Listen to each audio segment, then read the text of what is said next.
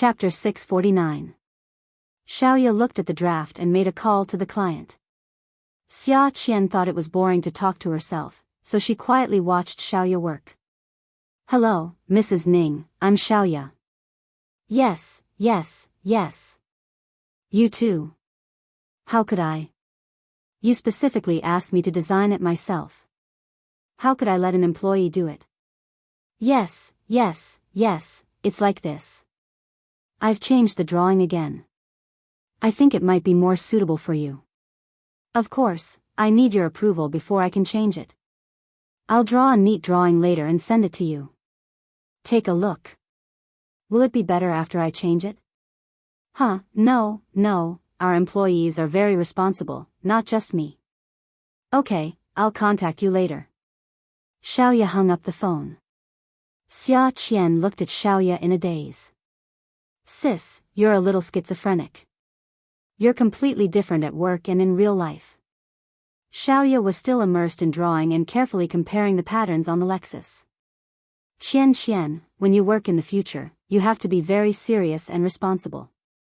"I've always been serious. You're just too schizophrenic." Xiaoya shook her head. "It's not a split. It's an attitude towards work. Although I've never told you about my affairs, and you've always acted like you don't know anything, I know very well, and you've pretty much guessed it. Doing business is like growing up from a baby. We have to learn to walk and rely on others to encourage, support, and reward us. When we fall, adults will pick us up again. But during this time, we have to cherish and work hard, because it's sad to always need other support. No one doesn't want to walk alone, then run, then climb mountains and conquer the land under their feet. Do you understand what I'm saying?" Xia Qian scratched her head. "I understand. It means that we can't let adults feed us. We have to learn to eat by ourselves. Sis, I think brother-in-law is very handsome. How could she not see that the man she met last time?" Her sister's affairs were at the peak of her career. She rarely saw this man around her. Her sister didn't deliberately hide it. She just used it to remind her not to tell the elders at home. "What if I tell you that he's not your future brother-in-law? You can find anyone to be your brother-in-law, as long as that person treats you well. Also, you should be able to tell that Jiang Zhao actually treats Yi Er very well. For a man to allow his woman to act like a shrew in front of outsiders, it means that he loves her. You shouldn't reprimand Yi Er's character. Instead, you should envy her for finding a good husband. In the future, you should also find a man who loves you. When the time comes, I'll make you the most beautiful wedding dress and make you the most beautiful bride." "Sis, what are you talking about? I don't want to get married." Why do I feel like something's wrong with you today? Something so interesting happened in Yi Er, but you don't seem to be in the mood at all. Are you hiding something from me?" Xiaoya looked up. "Huh?" She looked at Xia Qian, who was sitting at her workbench and looking at her seriously. "I always look like this when I'm working." Why did she reveal her emotions so easily now? "Oh yes, I feel that Yi Er must have something on her mind today. I'm afraid she might have gotten into a fight with Jiang Zhao. Let's go over and take a look later. Yi Er is about to hit someone. If they really get into a fight, it won't be nice. Jiang Zhao is the mayor after all, and Yi Er is not rational now. As her friends, we can't let her do whatever she wants. Furthermore, she is very prideful now and I'm afraid she can't stand it anymore." Xiaoya threw her pen aside and changed into her high heels. She took her coat from the coat rack. "Let's go over now. I don't want anything to happen." Xiaoya and Xia Qian had just arrived at Yi Er's store when they bumped into Ouyang Yan, who had just parked her car. Xiaoya greeted her in a friendly manner. "Miss, why are you here today?" Ouyang Yan saw Xiaoya. She knew her. Qiu Xiaoya. She has a lot of clothes in her house that were made in YA. But when she remembered that Xiaoya was Yi Er's friend, she gave her a cold smile and walked up the stairs. Xiaoya was slightly embarrassed.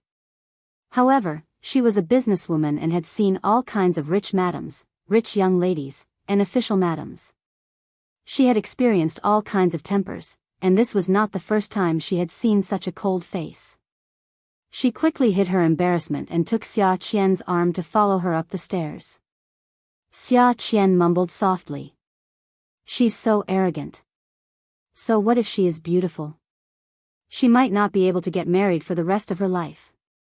Xiaoya patted Yi Er's arm. Don't be so narrow-minded. Don't be so petty, okay? Think about it. When you become a host in the future, you will meet all kinds of weird people. You can't possibly criticize all of them, right? Okay.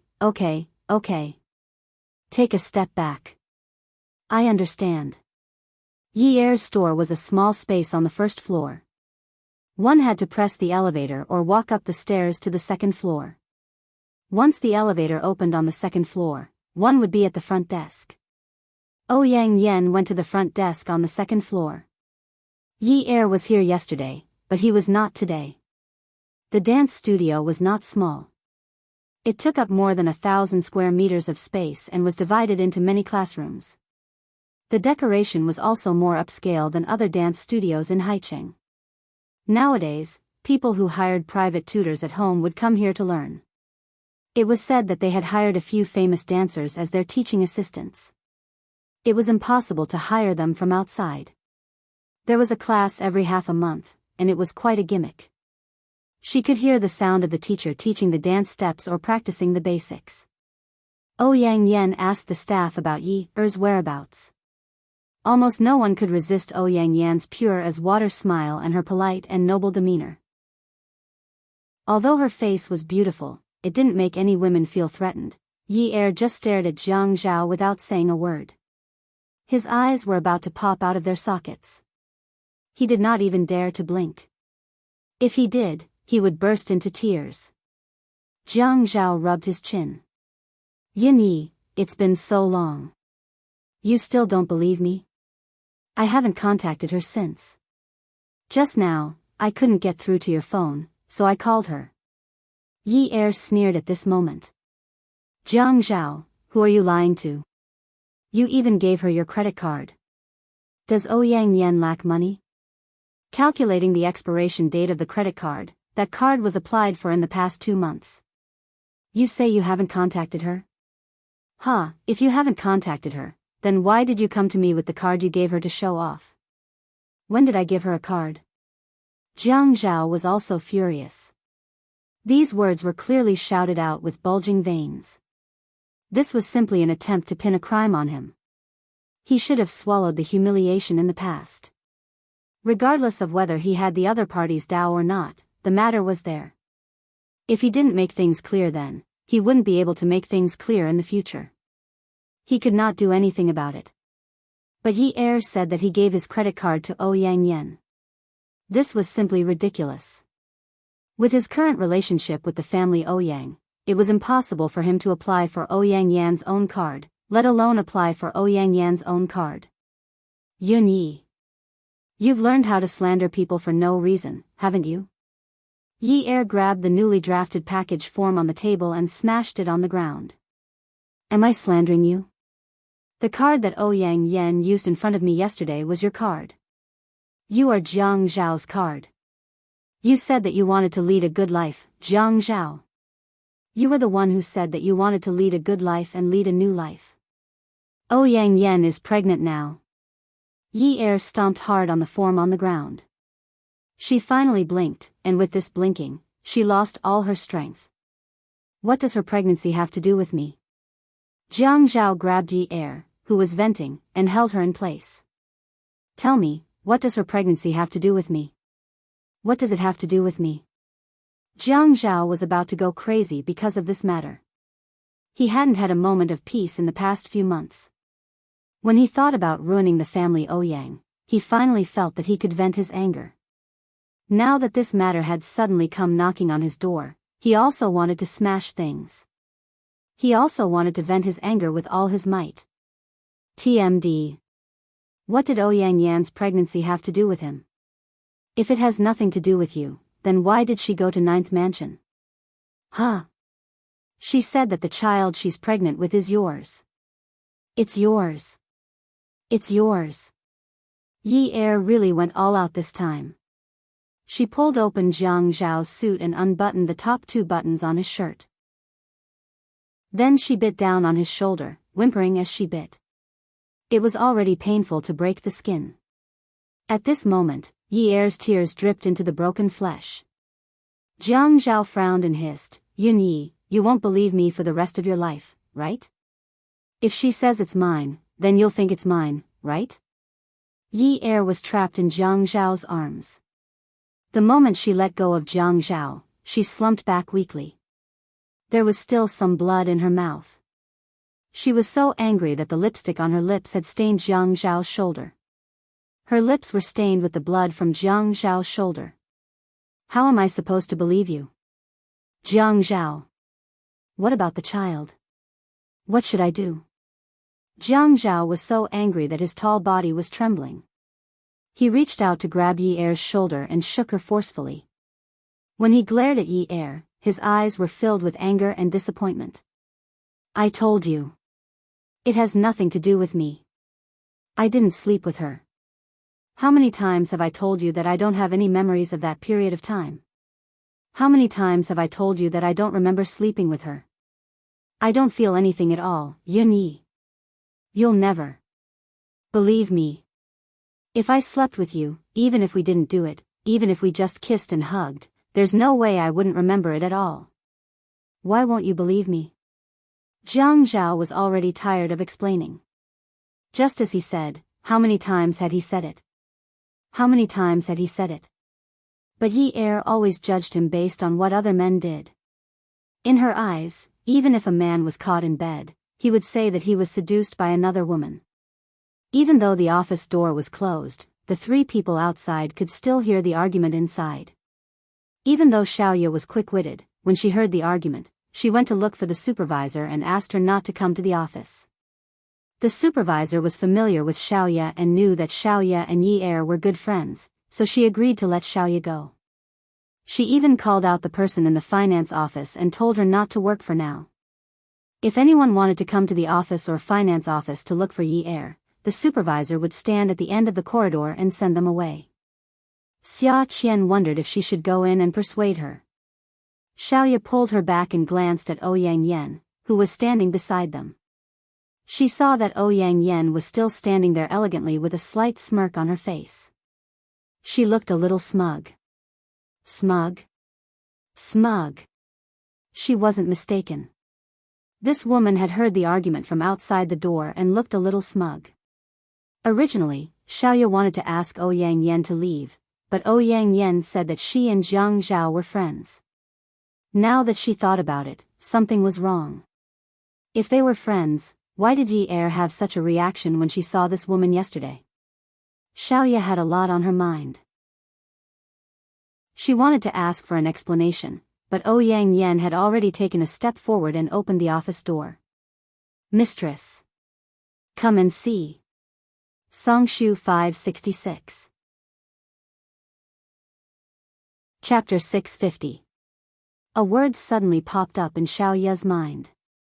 She pulled Xia Qian and followed in. If this woman was really the person she was thinking of, she couldn't let this woman bully Yi Er. Jiang Zhao and Yi Er were stunned. Ouyang Yan smiled faintly. Xiaoya and Xia Qian followed closely behind Ouyang Yan. Xiaoya was a little shrewd, but Xia Qian was a little confused. "Brother Er, you can't be so irresponsible with your words. What do you mean the child isn't yours? I've never slept with another man. Heh, are you trying to deny it? The child is real. You can't deny it even if you want to. So, you're going to be a father. Are you happy?" Ouyang Yan was just like that. Her face was still dewy. With a face like hers, no one could tell that the words she said could provoke Yi Er to death. Yi Er finally understood why so many people had high blood pressure and heart disease. Some people got it from eating too much, while others got it from anger. But when his blood pressure rose, Yi Er felt a gust of cold air. He turned around and saw Jiang Zhao. He realized that this man was now surrounded by 1,000-year-old ice. It was so cold that his blood was about to freeze. He wasn't looking at him, but at Ouyang Yen. Xiaoya grabbed Ouyang Yan's clothes. Ouyang Yen stumbled and turned around. She was so frightened that her face turned pale. Her dignified demeanor suddenly disappeared. She said angrily, "What are you doing?" "What am I doing? I'm going to teach you a lesson." It wasn't that Xiaoya didn't want to hit Jiang Zhao, but this woman's words were really asking for a beating. "Qian, catch her." Xia Qian reacted and hugged Ouyang Yen. Xiaoya took a step back, closed the door, and walked back. She raised her hand and slapped Ouyang Yen hard across the face. Yi Er knew that he had implicated the family by hitting Ouyang Yen last time. He quickly shouted, "Sister Xiaoya, don't hit her. She'll cause trouble." "How dare you hit me?" Ouyang Yen wanted to retaliate, but Xia Qian grabbed his arms and pulled him into her embrace. He wanted to extend his leg, but Xiaoya took a step back. Xiaoya did not listen to Yi Er, but Ouyang Yen pulled back his leg and slapped her again. "Go away. Go and say it. Saying that I, Xiaoya Qiu, hit you. I want to see what kind of trouble I can cause. I hit a shameless third party. Let's see what kind of trouble I can cause." When she was about to give another slap, her hand was grabbed by a strong hand. Xiaoya looked at Jiang Zhao in disbelief. Jiang Zhao still had a cold expression on his face. He had always had an arrogant attitude. At this moment, the cold air around him made people tremble. "Jiang Zhao, you're still helping her at a time like this." Xiaoya was really angry and hateful. Xia Qian was quite tired from carrying Ouyang Yen. She panted and said, "Jiang Zhao, you heartless person. What's wrong with Yi Er?" Yi Er stood rooted to the ground. When she hit Ouyang Yen the last time, he did not stop her. This time, when Xiaoya hit Ouyang Yen, he stopped her. Was it because Ouyang Yen was pregnant? She did not know when she would start to not feel heartache when facing this man. He had just said that it had nothing to do with him. The moment he turned around, he went to help that woman. Yi Er staggered a few steps back. He put his palms on the office table behind him and barely managed to steady himself. Good. Otherwise, she would not be able to give up. Jiang Zhao pulled Xia Qian's arm away from Ouyang Yen. Ouyang Yen was very touched. "Second brother, I knew it. You can't bear to see me get hurt." As soon as she finished speaking, she was about to throw herself into Jiang Zhao's arms. However, Jiang Zhao grabbed Ouyang Yan's shoulders with both hands. A man's steps, especially those of a man as tall as Jiang Zhao, were fast and heavy. In just a few steps, he pinned Ouyang Yen against the wall. Yi Er, Xiaoya, and Xia Qian were all stunned. At this moment, Jiang Zhao's voice and tone were not as agitated and emotional as when he was arguing with Yi Er earlier. He was so cold that it was almost emotionless. He was originally a handsome man. When he looked at her with disdain, when he was arrogant, when he was emotionless, he truly had the aura of a king. "Ouyang Yen, didn't I ask you if you wanted to die?" "Ouyang Yen, I've never hit a woman." The corners of Jiang Zhao's mouth curled up slightly. Usually, Qin Fian's smile was the most enchanting, but at this moment, Jiang Zhao's bone-chilling aura suddenly blossomed into an evil smile. It was so enchanting that it made people suffocate. Ouyang Yen was absent-minded for a moment. "Ouyang Yen, I've never hit a woman. You said that you're pregnant with my child." "Good, very good." The smile at the corners of Jiang Zhao's mouth slowly faded. His voice was almost cold as he murmured, "I want to see if it's my child. I've said before that I've never hit a woman. I'm not hitting a woman. I just want to see if it's my child." Yi Er looked at Jiang Zhao's expression and felt her heart tremble. She didn't know what Jiang Zhao wanted to do, but she felt that Jiang Zhao wanted to kill someone and was about to go over. Jiang Zhao bent his long leg and slammed it forcefully into Ouyang Yan's abdomen. Other than Ouyang Yan's painful screams, no one in the room could be heard. Yi Er suddenly covered her mouth. Her eyes widened in shock and she didn't even dare to scream. Xia Qian was so frightened that she burrowed into Xiaoya's arms to hide. Jiang Zhao's eyes were almost bloodshot, but he was like a calm madman. He looked at Ouyang Yan, whose face had already turned pale, and said fiercely, "When the baby comes out later, I'll take it for a DNA test. If it's mine, Jiang Zhao, you can use it as evidence and sue me for raping you. You can even send me to prison." As he said this, he lifted his long leg again and slammed it against Ouyang Yan's abdomen. Ouyang Yan felt a piercing pain in her lower abdomen. She saw that the man was actually looking at her with a calm gaze. He was so focused on her, but he was so cold, as if he was looking at a stranger. Yi Er's hand, which was supporting herself on the table, started to tremble. A woman's strength couldn't be compared to a man's. The last time she had hit Ouyang Yan, she had only hit her face. But Jiang Zhao was different. His coldness was slowly entwined with a murderous aura. It wasn't as if Yi Er had never angered Jiang Zhao before. She knew that he had such a side to him. He was so fierce that he wasn't afraid of anything and was so arrogant that he considered everyone beneath him. He wasn't the same Jiang Zhao that the outside world saw. She had been punished by him and knew how merciless he could be.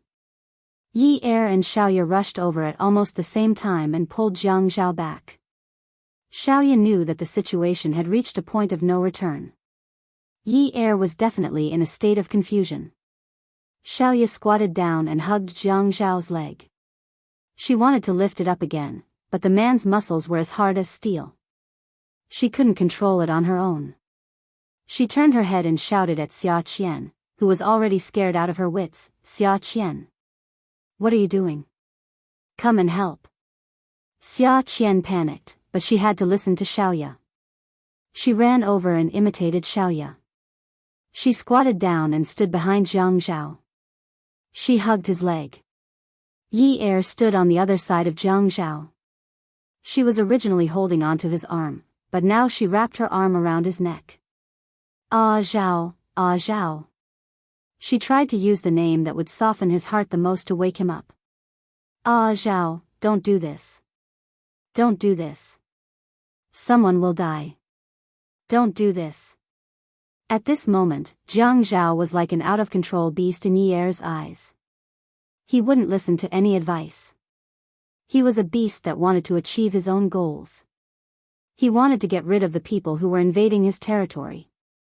"Ah Zhao, someone will die." Yi Er was so scared that she kept repeating herself.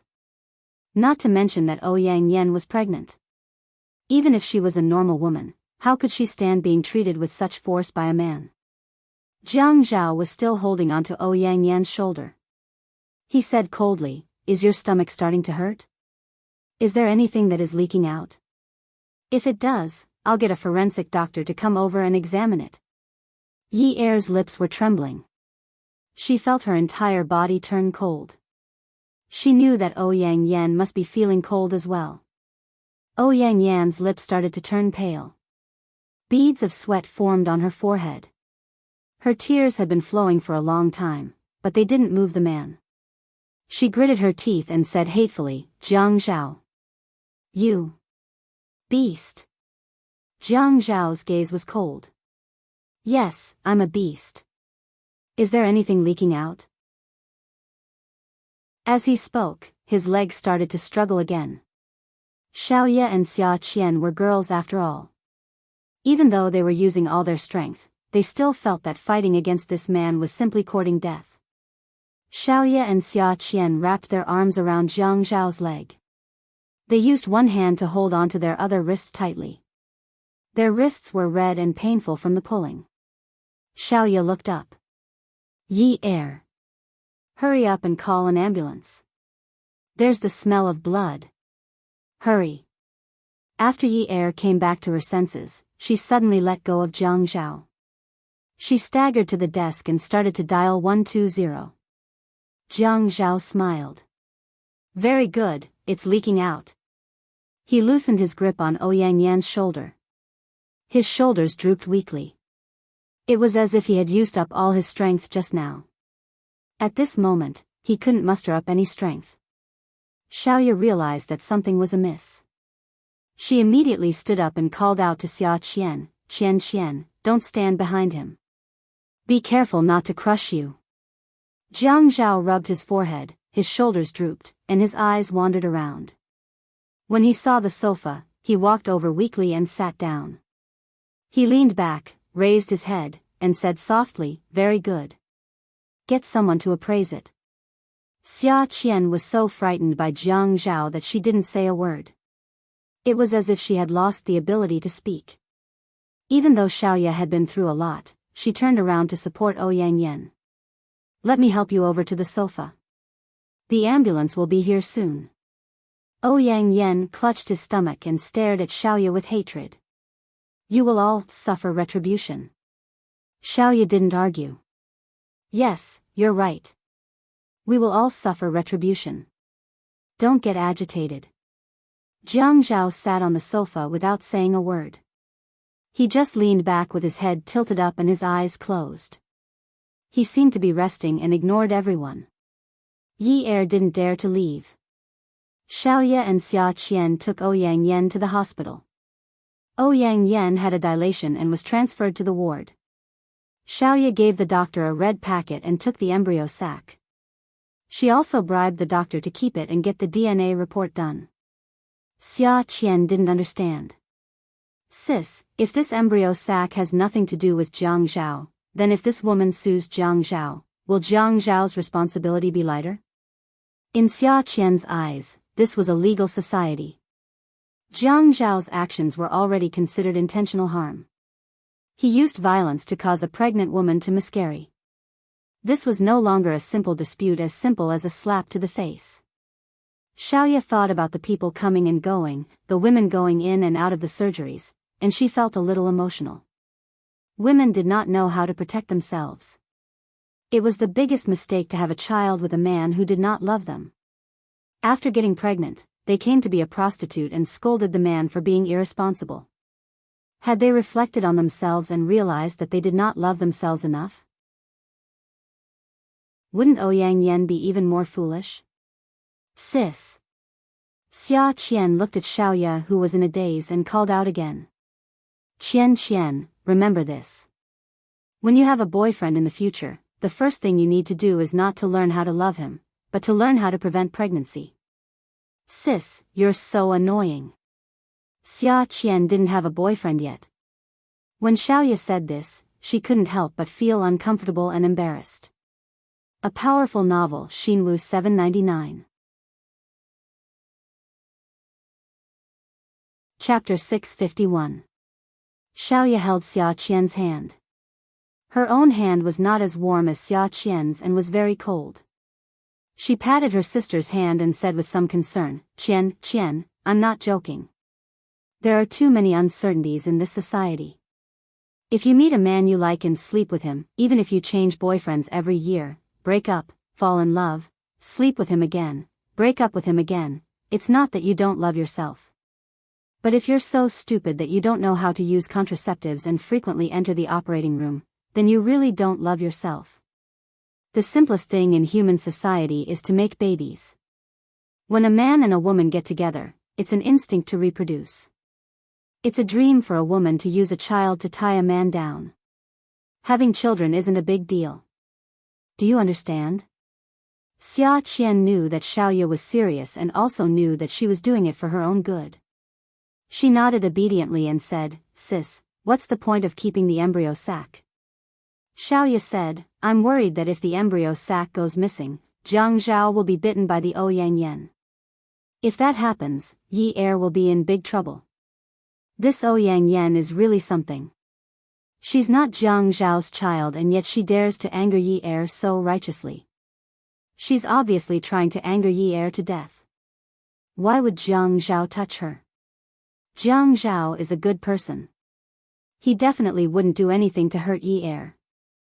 Xia Qian couldn't help but feel indignant.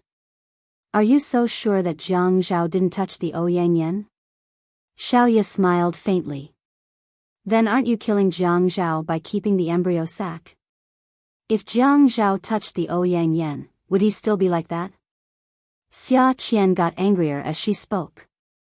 Even a vicious tiger won't eat its cubs. Xiaoya patted Xia Qian's back. That's why I told you that women need to know how to use contraceptives. Can't you see it today? Xia Qian was confused. See what? Let's not talk about whether what Jiang Zhao said outside the door to defend himself was true. The Ouyang Yan's appearance and encounter proves one thing. What's the outcome? Xiaoya took a deep breath. It proves that even if the child in Ouyang Yan's belly is Jiang Zhao's, Jiang Zhao won't want it. Xia Qian was still wondering why the child was Jiang Zhao's. Xiaoya smiled and said, there are many ways to test for DNA. You're in the media industry, so you're familiar with many fields. Even if the child hasn't been born, we can still draw the amniotic fluid. There's no need for an abortion at all. But Jiang Zhao's decisiveness is not just to vent his anger, but because he wants to. At this point, Xiaoya paused and took a deep, trembling breath. Cut the weeds and dig up the roots. Xia Qian covered her mouth and exclaimed, oh my God. But sister, Jiang Zhao said that if the child is his, we will ask Ouyang Yan to sue him. What should we do? It means that even if Jiang Zhao goes to jail, he won't be with Ouyang Yan over a child. Do you understand? Xia Qian was extremely anxious. I'm not talking about that. I'm talking about what should we do if Ouyang Yan sues him. That's why I bribed the doctor to change the test results if necessary. Sister.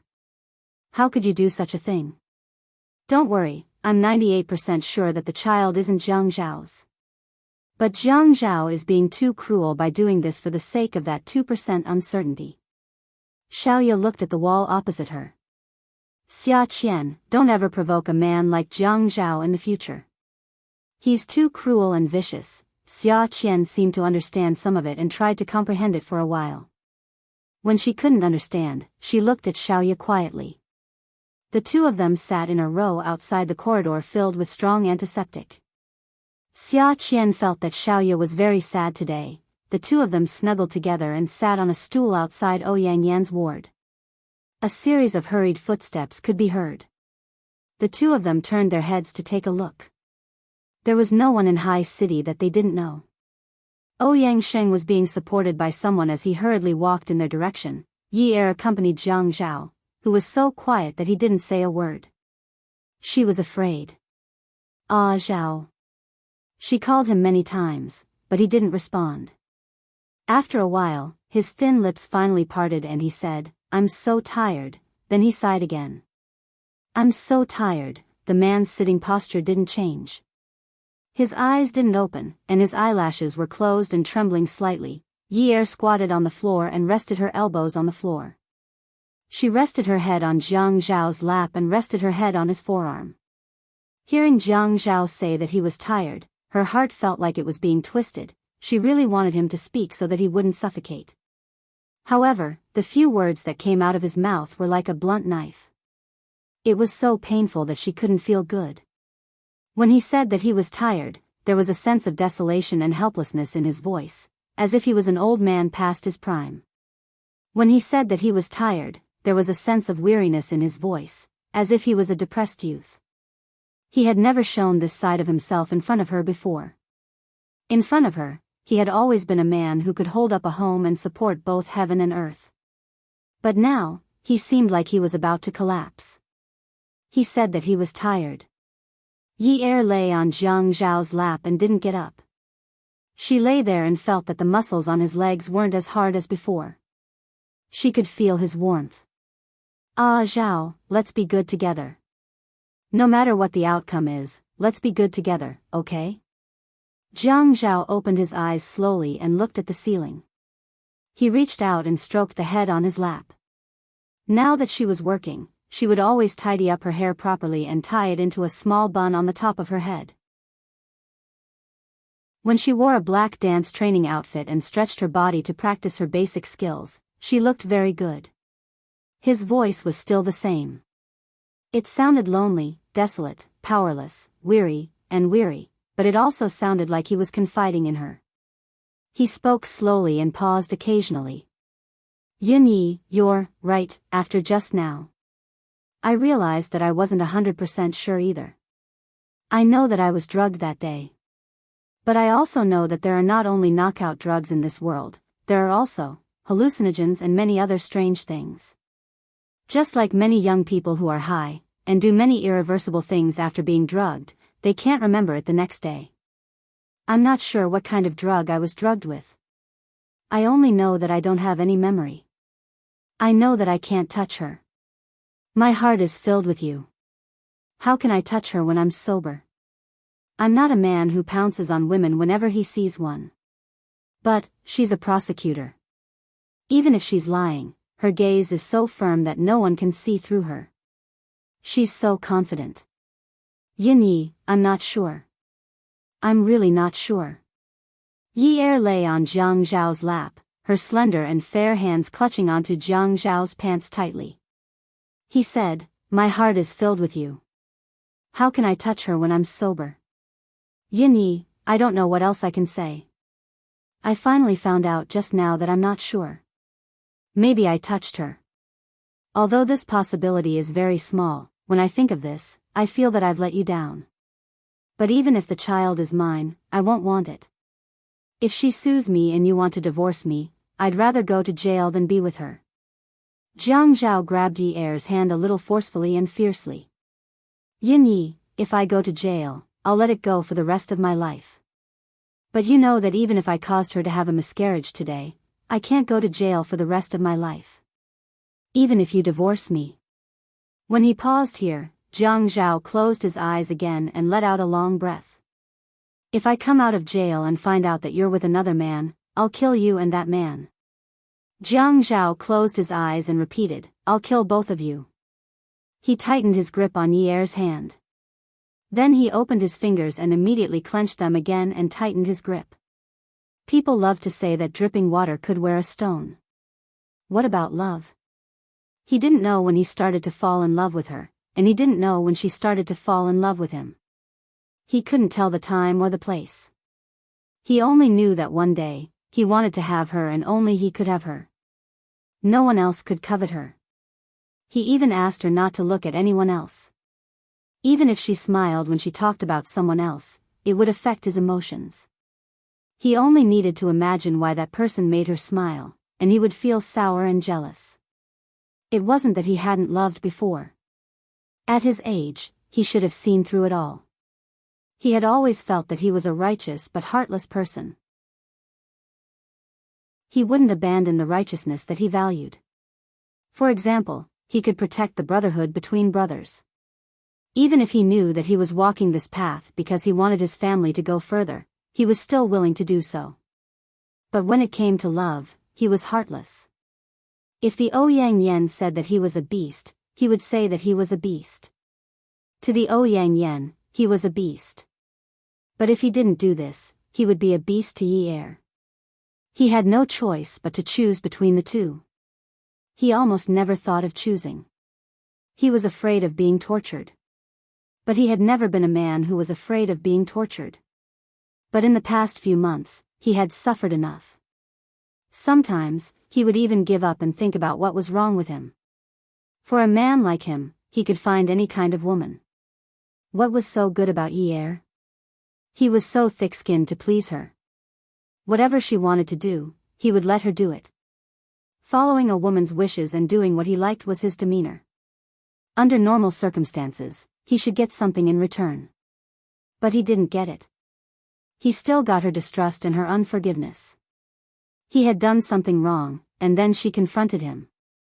He couldn't threaten her like before. Your brother, your father, your other people. Then when she heard his threats, she would be like before. She held his arm and said, Master, you're so nice. He had been working hard to build trust.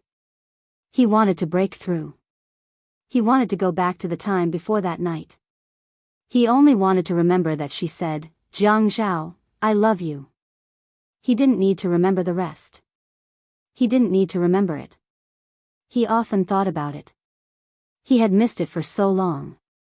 He could make up for it in the future. Although they were living separately, their relationship was becoming more like that of a brother and sister-in-law. They didn't always try to please each other. Their lives were becoming more and more like a normal life.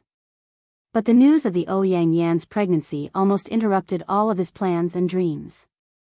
Yi Er started to distrust him again. She bit him. Last time, when she caught him, his sister was in bed, she didn't hit him. This time, she bit him and didn't hesitate to make him bleed. He knew that she was desperate, he couldn't imagine how long their marriage could last. Maybe it wouldn't even take 10 days before the world turned upside down. He wasn't stupid. He knew what trouble he was about to cause. Even though the family Ouyang was starting to get tired of dealing with their debts, a starving camel was still bigger than a horse. The Ouyang Yan wasn't a girl from an ordinary family. He was the main person responsible for her miscarriage. He was the perpetrator. But he would rather do that. He didn't want to suffer that kind of torment. He didn't have time to waste with the Ouyang Yan. He knew how smart she was. He also knew that she was best at psychological warfare. He could accompany her in this psychological warfare, but Yi Er couldn't.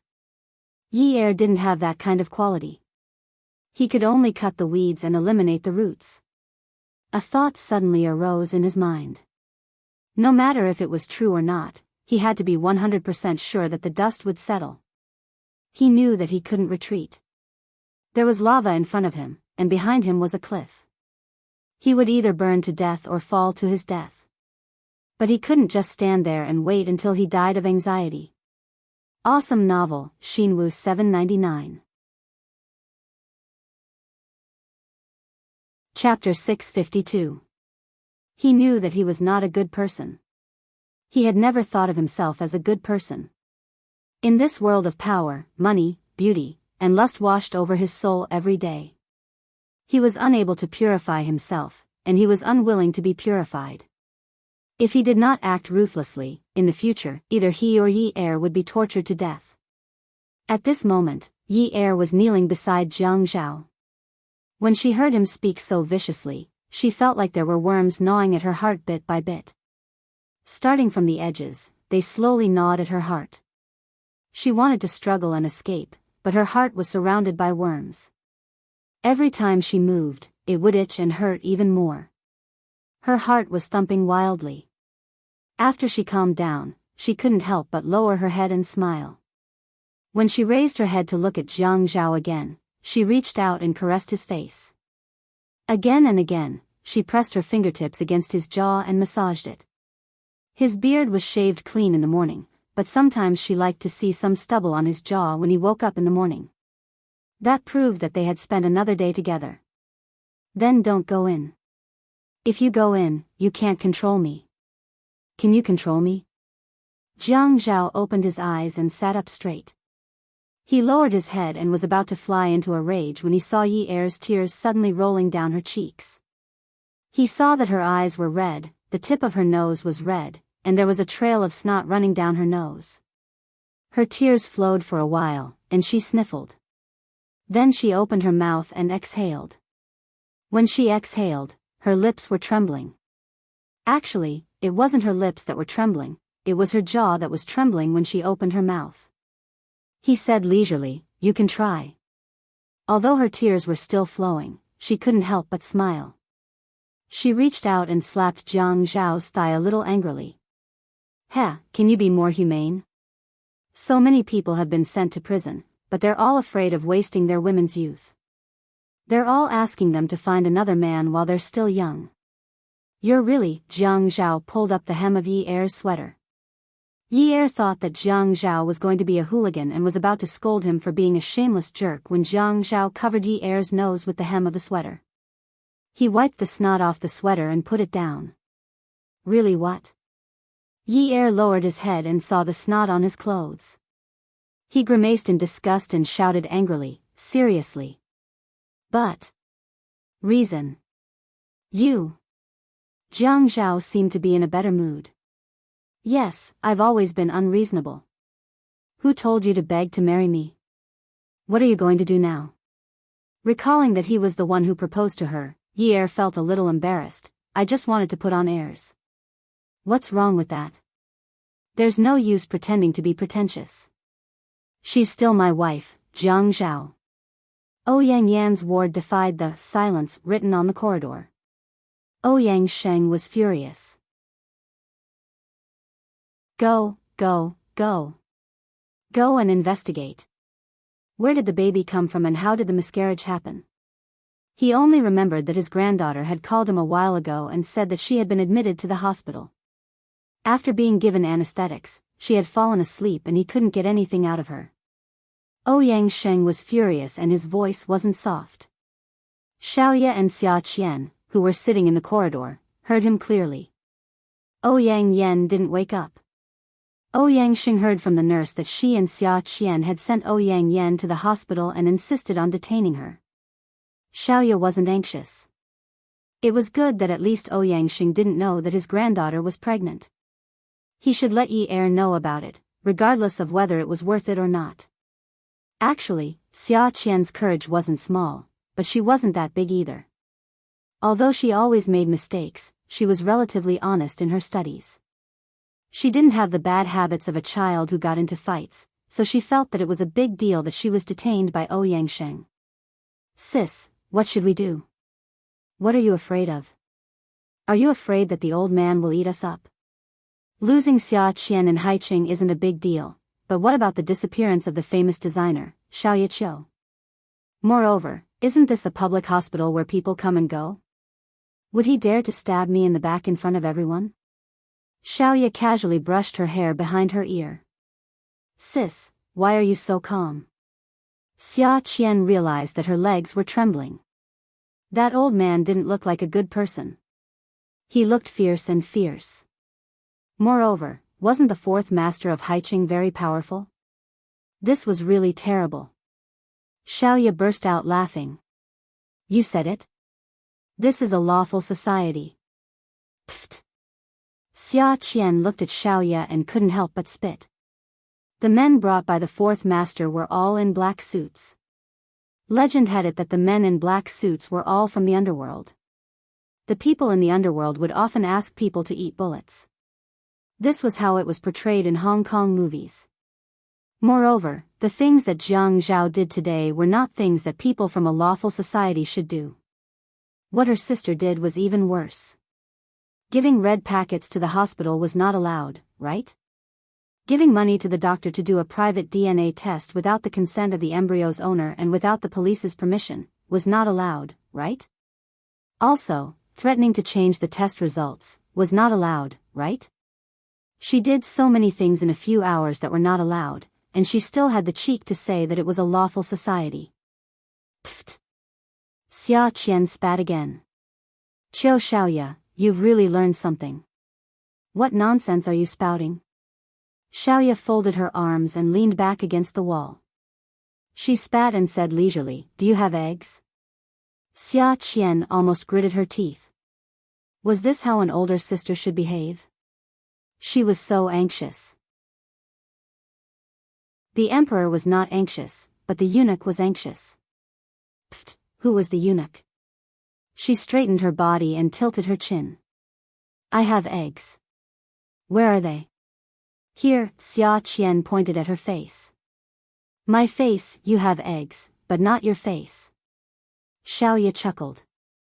Then what eggs do I have? You have eggs, get lost. Xia Qian was petrified. As a member of society with a sense of justice, facing such a cold-blooded person who did not care about worldly affairs, what else could she do but be petrified? After talking for so long, this cold-blooded person refused to say anything. What should she do? She spouted a bunch of eggs. She really had to hand it to her. Sister, if you're so good at bullsh** ting, why didn't you learn how to be a host? Why did you learn fashion design? Xiaoye was still laughing, but at this moment, her face darkened and her nonsense turned into a scream. Xia Qian. Why don't you take care of yourself? Why do you care so much about me? Huh? Aren't you embarrassed? Other students with good grades find their own internships. What about you? You got in through the back door. Are you embarrassed? If you want to get in through the back door, then go to me or your boyfriend. You actually went to your friend's husband to get in through the back door. You still have the nerve to say that you have a face? Where is your face? Why didn't I notice it? Huh? Yo, Chiu Xiaoya. You've learned something new. Just as the two of them were about to start a war of words, the door to the ward opened. A man in a black suit came out and shouted, "What are you arguing about? You're disturbing the patient's rest." F***CKU. Xiaoya's heart was filled with anger. She stood up and shouted back, "Who's F***king noisy? Is your voice louder or mine?" Xia Qian realized that something was wrong with Xiaoya and immediately went over to pull her back. "Sis, let's stop arguing." Xiaoya pushed Xia Qian away. "Are you a coward? Can't you tell who's pulling who in a fight? You're pulling me because you want me to get beaten up, aren't you?" The originally quiet corridor of the hospital became louder and louder. It was so loud that Ouyang Xing stood at the door and glared at Chiu Xiaoya. "My granddaughter hasn't woken up yet. Be quiet." Xiaoya liked to dress enchanting and sexy. The weather in the middle of February was not too cold. She wore a tight short skirt and a woolen coat. Her high heels were on her feet, and the woolen coat was open. Her figure was wrapped in a protruding front and back. Her appearance was originally cold and elegant. At this time, her arms were crossed in front of her chest, and she was leaning. She looked a little cold. She slanted her body and sneered contemptuously. Her face was too enchanting and beautiful. What a joke. How much do I earn in a day to stay here and wait for your granddaughter to wake up? It's good enough that I didn't ask you to pay for my losses. You said that we should ask her clearly when she wakes up. Then we can leave. I'm just making some noise to wake her up faster. What? She doesn't know how to be grateful when she wakes up faster? Xiaoya's words were indeed quite harsh and aggressive. It wasn't that she hadn't done business with the family Ouyang before. Ouyang Hai and his wife, Ni Jun's, dresses were all made by her. It wasn't that she didn't want to make money peacefully, but she felt that it was bad luck to sit here and wait for Ouyang Yan to wake up. Moreover, Ouyang Sheng's face was really annoying. Perhaps she hated the mistress who interfered in her friend's marriage, so she hated Ouyang Sheng as well. Ouyang Sheng had been proud and arrogant all his life. Who among the younger generation in Haiqing didn't call him fourth master? Even though Jiang Zhao didn't call him fourth master anymore, he still had to call him fourth master hypocritically or mockingly. But this woman, a woman who sold clothes, dared to challenge him like this. Was she tired of living? Her words and tone were full of provocation. Xiaoya looked at Ouyang Xing's changes. An old man could actually look so healthy. She heard that Ouyang Xing was 70 years old, but he didn't look like that at all. His face was flushed red and full of murderous intent. Xiaoya held her breath and looked at Ouyang Xing with a provocative gaze. Xia Qian's heart was in her throat. She really hadn't seen much of the world. She had a heavy heart and instinctively retreated when she felt danger. This was human nature.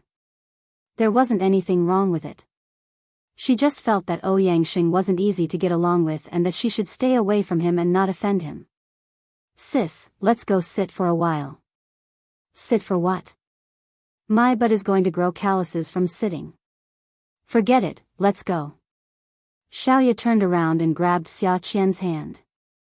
The sound of her high heels was crisp, loud, and arrogant. Ouyang Xing pointed at Xiaoya's back. "Rebel. Get her back. I'd like to see if she dares to walk out of this floor without my permission today." Xiaoya didn't stop walking. She held Xia Qian's hand tightly and said in a low voice, Qian, let me tell you, we have to go. If Ouyang Yan wakes up and tells us what happened today, we're done for. You've seen how Ouyang Sheng is. We can't afford to offend him." Xia Qian broke out in cold sweat. "Sis, I'm scared." "Don't worry, I'm here." The man in the black suit walked quickly and quickly caught up with Xiaoya and Xia Qian.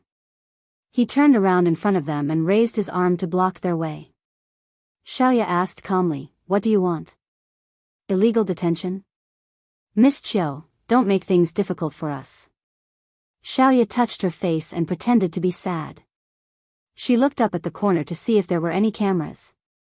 She then looked around and snorted with a smile. "You guys are so funny. This is a public hospital. There are so many people coming and going. There are so many witnesses, doctors, nurses, and surveillance cameras. Are you going to use force on me in broad daylight?" Beauty novel, Xinwu 799. Chapter 653. Miss Chiu, we're just asking you to go back. When Miss Sun wakes up, she'll naturally be able to leave. Xiaoya naturally understood that Ouyang Xing wasn't going to reason with her. "Then let my sister go." Xia Qian was shocked and her heart was filled with fear. "No, sis, I'll stay here with you." "What are you doing here? Is there meat to eat? Does the disinfectant smell good?" Xiaoya glared at Xia Qian. Jiang Zhao heaved a sigh of relief. When he stood up, he lifted Yi Er. "You were the one who unbuttoned my shirt. Button it up for me." Yi Er tugged at Jiang Zhao's collar again. "Let me see if you need to dress your wound." Jiang Zhao pushed Yi Er's hand away and buttoned up his own shirt. He smiled. "It's fine. I'll go to the hospital to get a rabies vaccine later." Yi Er's lips twitched. This guy really held a grudge. She had scolded him the last time and now he was returning the favor. Okay. Go get it. Get it done." Jiang Zhao buttoned up his shirt and stretched his neck. When he moved his shoulders, it really did hurt. He looked at the woman's red eyes and reached out to flick her brow. Rabies vaccines are very expensive. Do you think it's easy to earn your husband's money? I wake up early and work late every day. I have to endure the anger of my boss and worry about my subordinates messing around. I have to live in fear just to earn a little salary. You're actually asking me to waste my money on vaccinations? Do you even know how to run a household?" Yi Er hissed in pain, but she still covered her brow and smiled at Jiang Zhao. "Jiang Zhao, you're so bad. You're always teasing me. If I didn't tease you, who would I tease? If she wasn't my wife, I wouldn't even bother teasing her. I wouldn't even bother wasting my breath talking to her. You don't know what's good for you."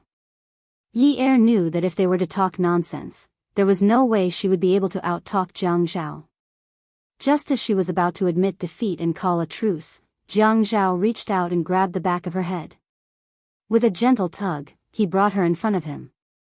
On her forehead, he pressed his lips forcefully against hers with his unique warmth. "Moi, I'll go to the hospital to have a look. It's not right to leave Xiaoya and Xia Qian there.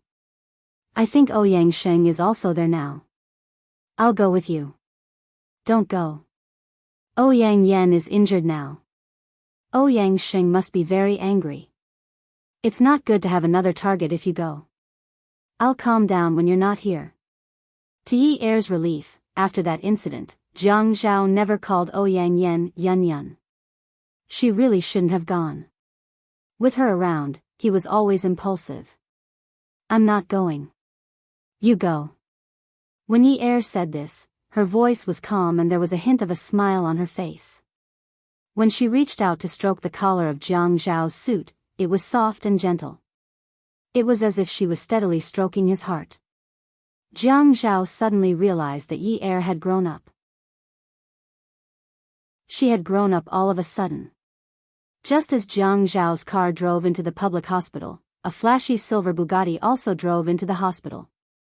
At that time, the ambulance was in a hurry and he didn't think of asking Yi Er to call a private hospital. However, Zhuang Yichen drove his own car over. He probably heard the news halfway and rushed over without even changing his car. It seemed like he was a little late. Zhuang Yichen sat in the car. Li Yong, who was in his 40s, had just parked the car. He turned his head and said, "Young master, I'll go up. You should wait in the car." Zhuang Yichen rubbed his chin and was a little annoyed. Let's go up together. I don't believe that Ouyangxing really dares to detain people. Li Yong was a little worried. Young master, it's better if you don't show up. If word gets out, it won't be good. Moreover, this is a public hospital. There are so many people coming and going. It's too eye-catching. At this moment, Zhuang Yichen's phone rang. Jiang Zhao's calm voice came from the phone. Yichen, you go back first. I'll go up. Zhuang Yichen's jaw dropped.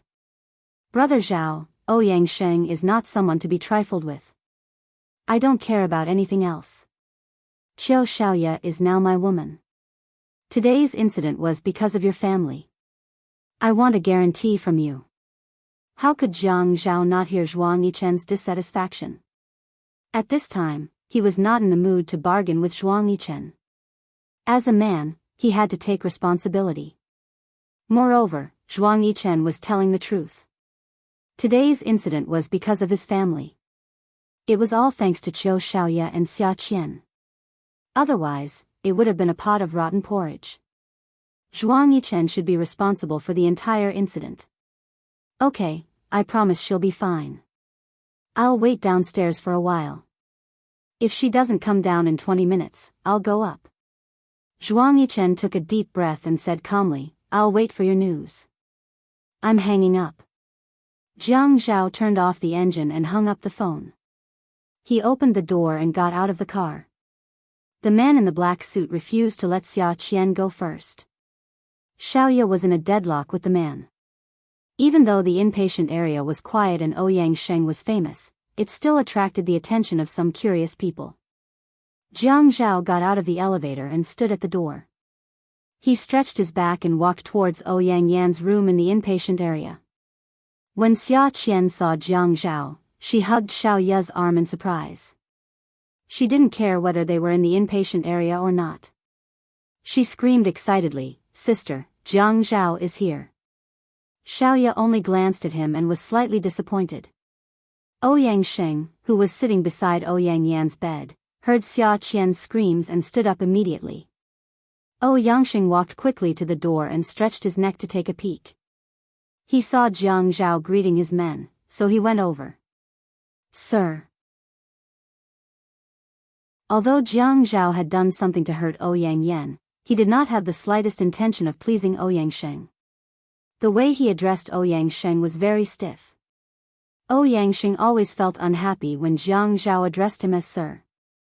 He said sarcastically, Mayor Jiang, when you address me as Sir, you are picking up the bad habits of the underworld. It's all right. It's just a form of address. Jiang Zhao stopped exchanging pleasantries with Ouyangxing. I was present at the scene today. At that time, I had to appease Yi here, so I asked Miss Qiu and the others to send the Ouyangxing inspectors over. I'm done with my work now, so I came over to replace them. Ouyangxing was unhappy with Jiang Zhao's disrespect. He looked at Qiu and Xiaoya. You can only leave after Yan wakes up. Jiang Zhao was good at dealing with people. It was just like what he had told Yi Er. When Yi Er was not around, he would be calmer. He had to think of the bigger picture, and when he confronts someone, he will know when to stop. Unknowingly, Yi Er had become his weakness.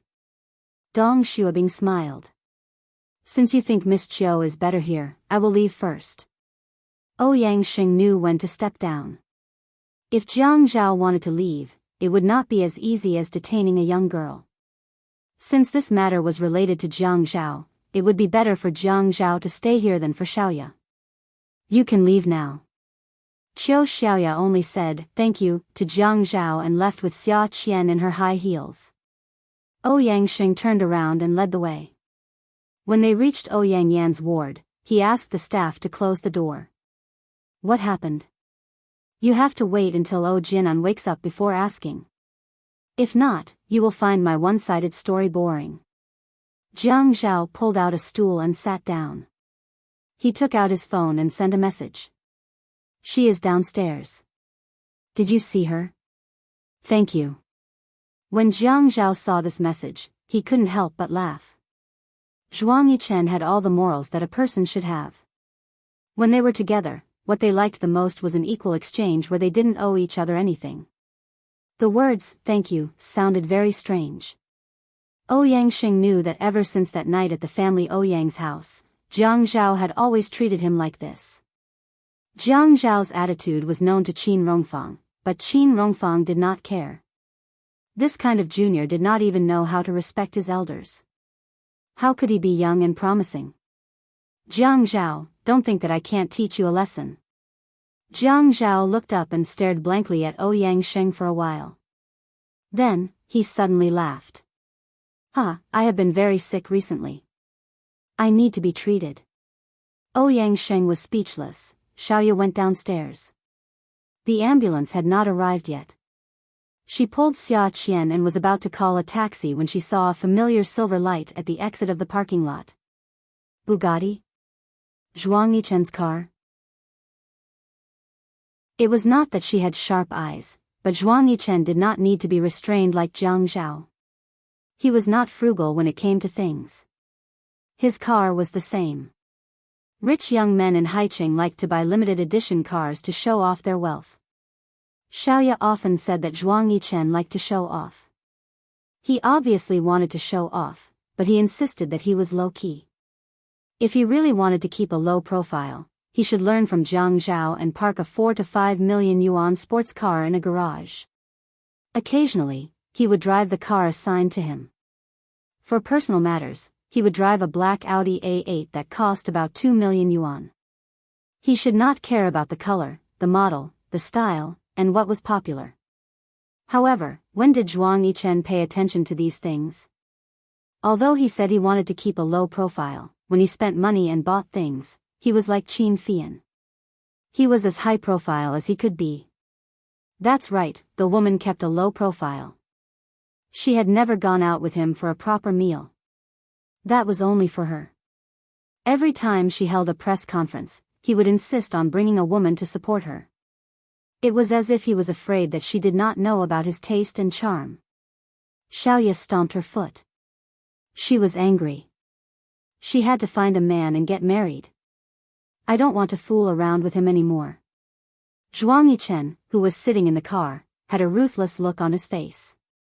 He leaned his head back and pressed his forehead. Uncle Li, turn off Qiu Xiaoya's custom-made products. Let her have some debts. Young master. Li Yong was so shocked that he almost stepped on the brakes. He thought he had heard wrongly. Zhuang Yichen could be said to be brought up by him. He had never taken advantage of a woman, let alone treat her unfairly. How could he take back what he had given out? He must have heard wrongly. Really? She doesn't know the immensity of heaven and earth. She thinks that just because she has some ability, she can offend anyone and is not afraid of anyone. She is too complacent and does not know how to seek advantages and avoid disadvantages. This is not good for her. She must be taught a lesson. Otherwise, she might even lose her life like today. This lesson should be enough for her to reflect on. But isn't everything fine now? She came out unscathed. If it was someone else, no one would dare to speak to Zhuang Yichen like this.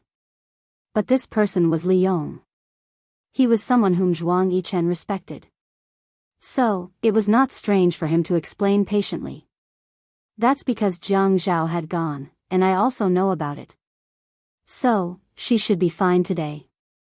Otherwise, with Ouyang Xing's arrogant and conceited character, how can he not teach his enemy a lesson when he knows about it?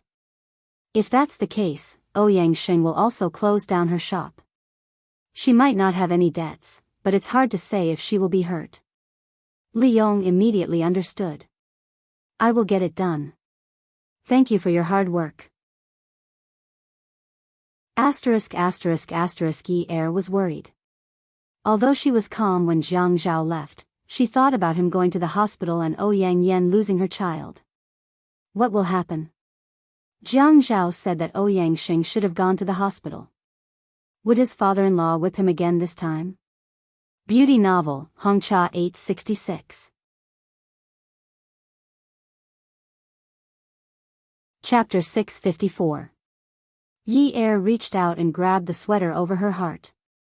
She paced back and forth anxiously in the office, feeling exceptionally frustrated. When she exhaled, she had already grabbed her thin jacket, opened the office door, and ran out. Yi Er asked Xiaoya where Ouyang Yen was staying. She repeatedly assured Xiaoya that she wasn't going to cause trouble, but she was worried that Jiang Zhao would be alone. Only then did Xiaoya tell her the address.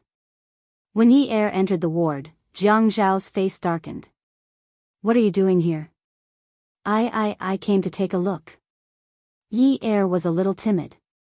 When she saw Ouyang Sheng, she knew that she was a burden and that she wasn't needed here. But when she saw that Jiang Zhao was unharmed, she felt relieved. Not long after Yi Er arrived, Ouyang Yen woke up. Jiang Zhao thought about it. With Yi Er around, at least she could see his attitude towards Ouyang Yen clearly. She wouldn't let her imagination run wild in the future. He, Jiang Zhao, could only have one wife. He would only have one for the rest of his life. He would never divorce her.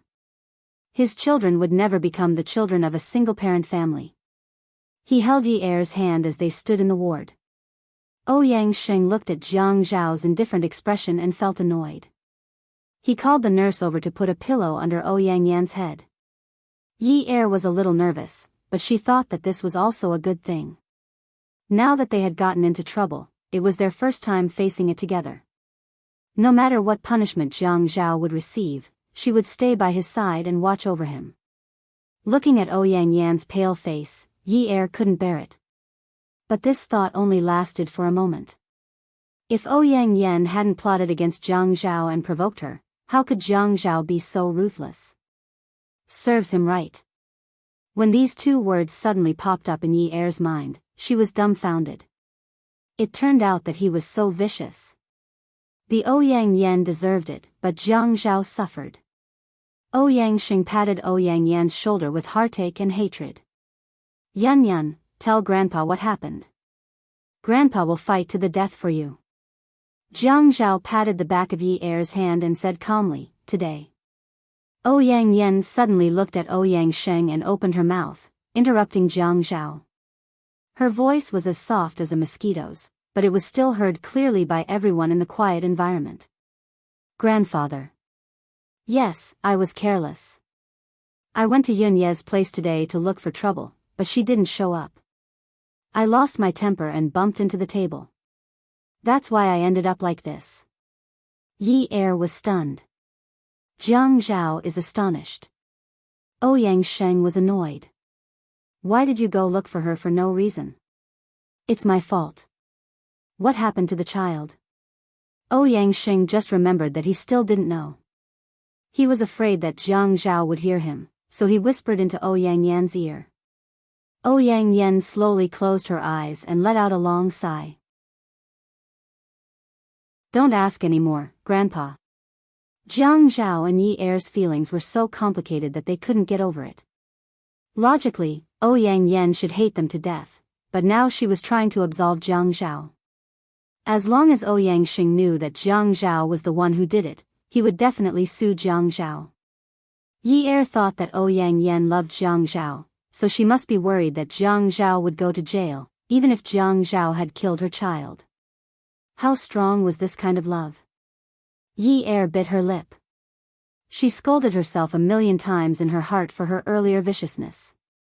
Jiang Zhao didn't feel good. He didn't feel guilty at first, but now his heart was filled with guilt. He didn't want to owe this favor.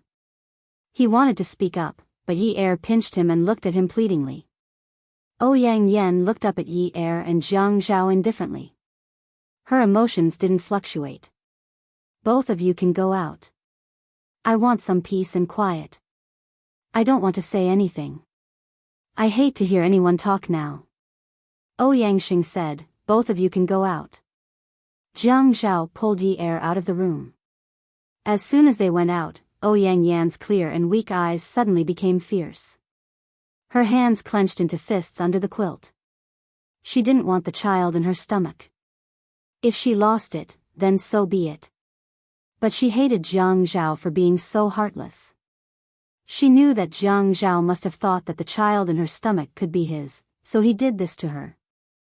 So it turned out that the fact that she was pregnant with his child made him want to kill her. She swore she would never let this adulterous couple off. Ouyang Yen came back to her senses. She looked at Ouyang Sheng, who had a suspicious look on his face. She looked ashamed and smiled gently.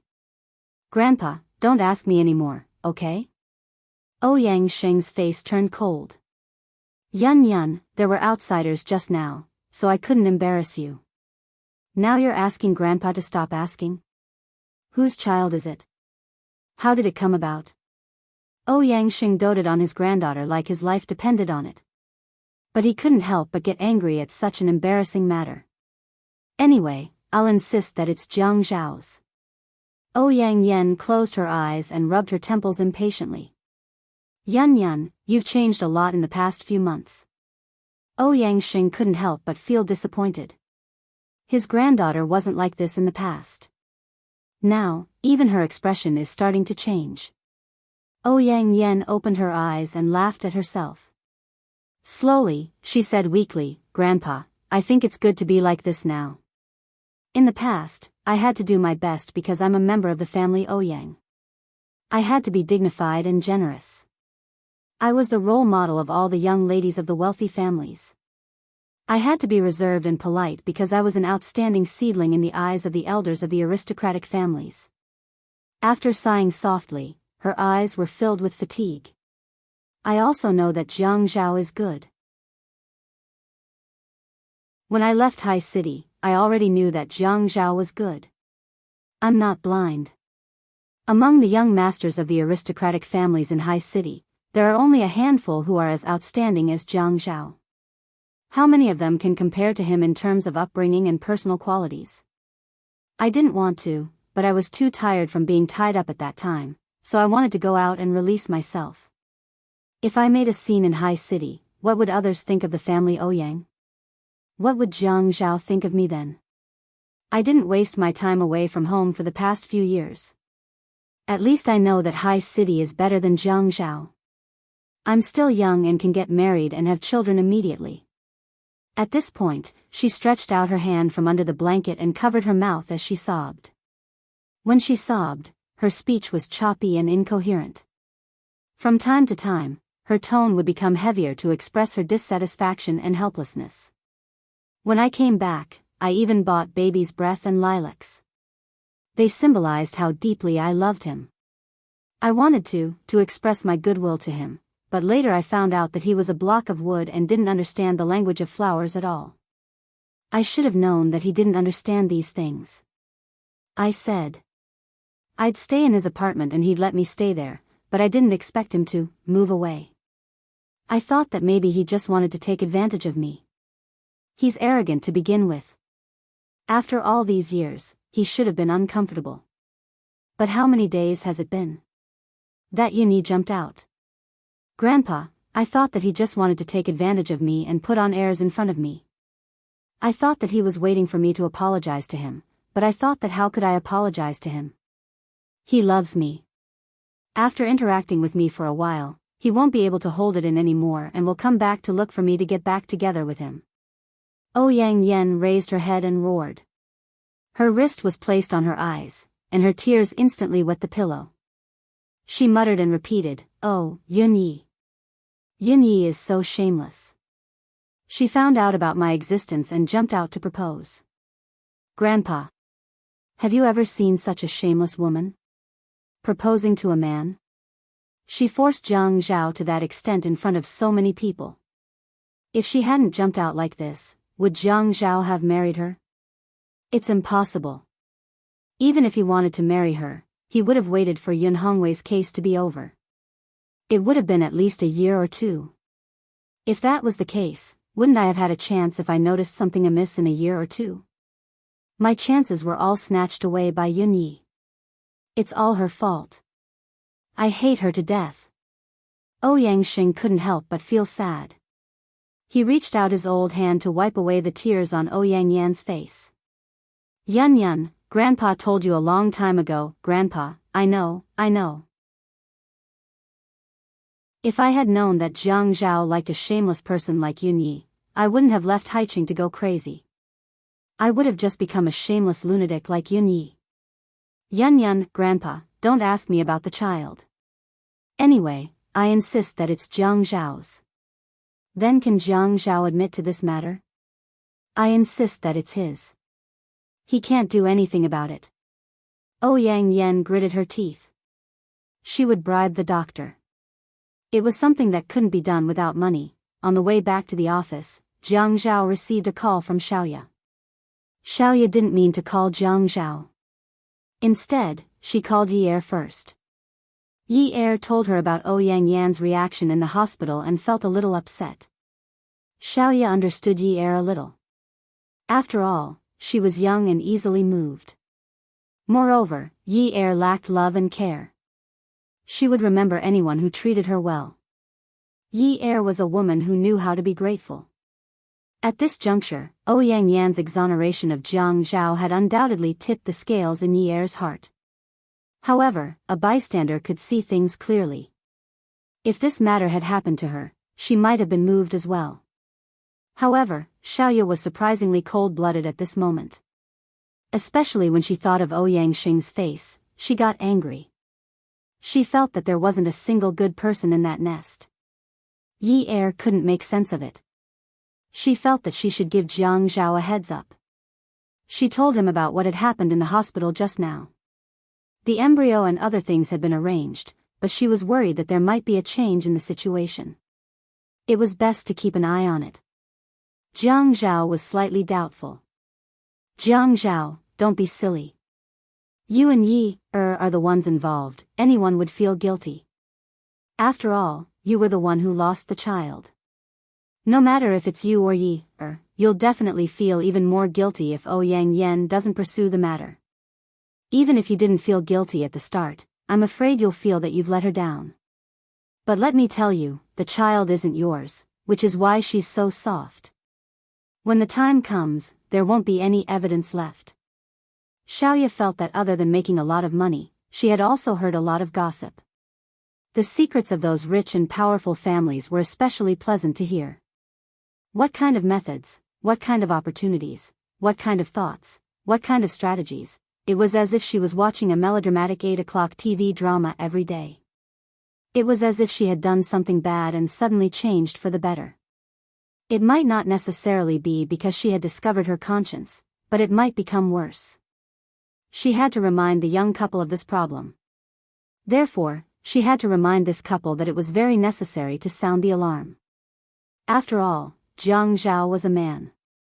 He hardened his heart faster than a woman. Just now, he had let his emotions get the better of him. Intuitively, he felt that Yang Yan wouldn't pursue the matter anymore. Now that he thought about it carefully, he felt a little uneasy. Actually, regardless of whether they pursued the matter or not, this matter would be troublesome in the future. If they pursued the matter, it would be fine if it wasn't his child, but what if it was?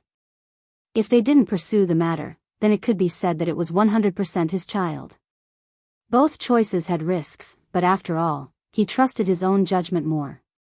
The DNA test had to be done. This concerned his future life, and he didn't want Yi Er to have a knot in her heart. Okay, I will keep an eye on this matter. After Jiang Zhao agreed, he sighed and said, Xiaoya, I'll have to trouble you. It's no trouble at all. I'm just free. Just take good care of Yi Er. Night came early in February in Haicheng. After dinner, the Qin family called and requested that Jiang Zhao and Yi Er return to the mansion. Yi Er felt uneasy. After that, the two of them pretended to be relaxed as they entered the mansion. Both of them knew that nothing good would happen if they were asked to return to the mansion after dinner. They entered the main hall of the proper Chinese-style central room. Qin Rongfang was sitting at the head of the main hall with a blank expression.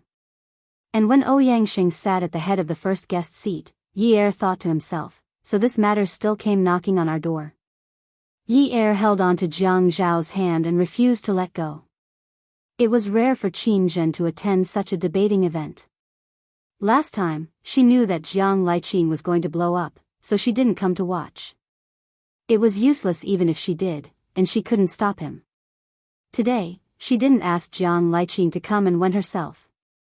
Actually, Jiang Liqing didn't want to come either. After the previous beating, just thinking about it in the middle of the night made his heart ache. His son was almost 30 years old, but he still whipped him in the saddle in front of so many people. When he saw his daughter-in-law crying like that, he also felt heartache. He regretted it so much that his intestines were twisted together. Ouyang Xing went straight to the point and said seriously, "Jiang Zhao, Yan said that the child is yours." Yi Er suddenly hugged Jiang Zhao's arm with a frightened expression. Qin Zhen saw all of this. She knew that this girl was usually proper, but one look at her eyes and she could tell that she was very cunning and strange. At this moment, she was afraid. She was just afraid. There was no other impurity in her eyes. On the other hand, her son didn't seem to be flustered. Qin Zhen sat on the first seat opposite Ouyang Sheng. The two of them faced each other. Logically speaking, Qin Zhen was a junior. She shouldn't be sitting on the same seat as Ouyang Sheng, but she also felt a weight in her heart. To be honest, no one had dared to bully her son like this in her life. Jiang Zhao was brought to Haiqing by her when he was 14 years old. Who had schemed against him like this? If she really indulged her son like the wives of other wealthy families, Jiang Zhao would have slept with more than 100 women by now. It wouldn't be the family Ouyang's turn to make irresponsible remarks. Not to mention that everyone knew that they had been set up, even if they really slept with him, so what? Marry? It also depended on whether she, as his mother, was willing or not. When Ouyang Yen stood in front of her and objected to Yi Er marrying into the family, she felt that even if Yi Er's family background wasn't compatible, she still couldn't accept Ouyang Yen. A good horse wouldn't turn back to graze on old grass, not to mention that this grass had legs and ran on its own. Child? What child? She didn't understand. Qin Zhen glared at Jiang Zhao and Yi Er, not allowing them to speak. At this moment, she looked at Ouyang Sheng and beamed with joy. She was clearly a social expert. Her voice sounded respectful and a little teasing. "Fourth master, you have to be gentler when you speak. My daughter-in-law is pregnant. No matter what, the child in her stomach is the Jiang family's legitimate young master or little Mississippi. If she's scared to death, that would be a big deal. Come and see." Xinwu 799.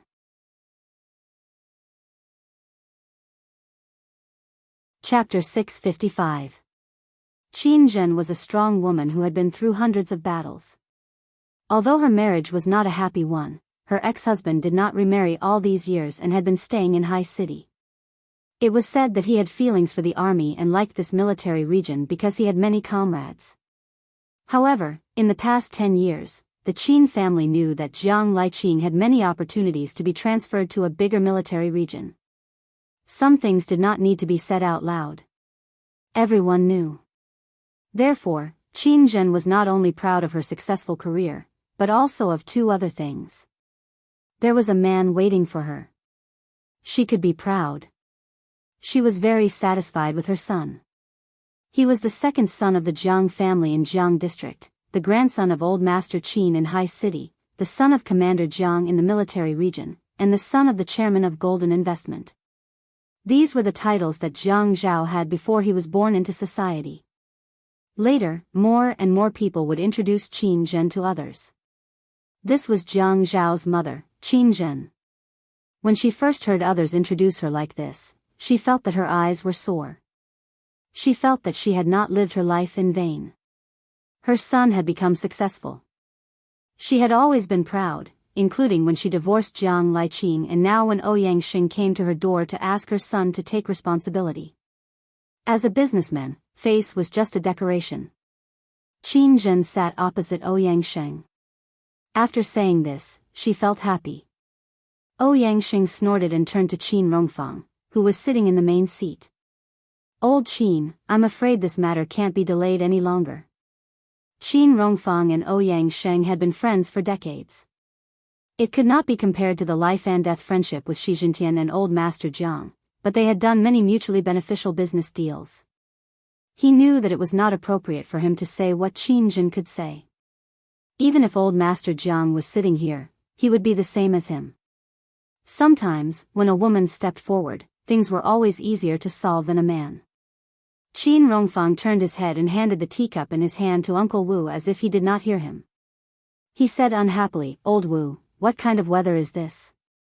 How can I drink the tea when it's cold? Go and change it to a hot one." Ouyangxing felt that he had been defeated. Qin Jin reached out to Yi Er and waved. She smiled and said, "Daughter-in-law, come to Mom." Yi Er was dazed for a moment.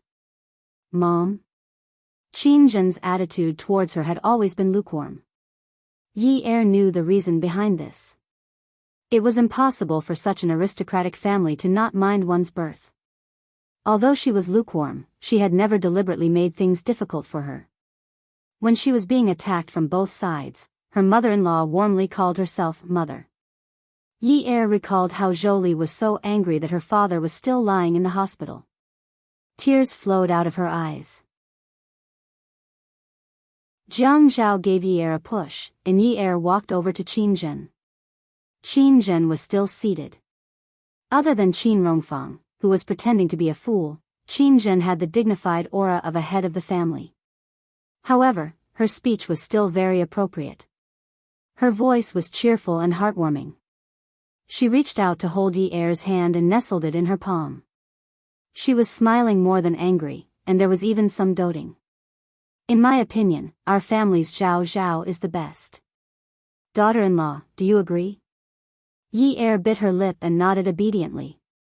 Qin Jin took a piece of tissue from the small table between the guest seats.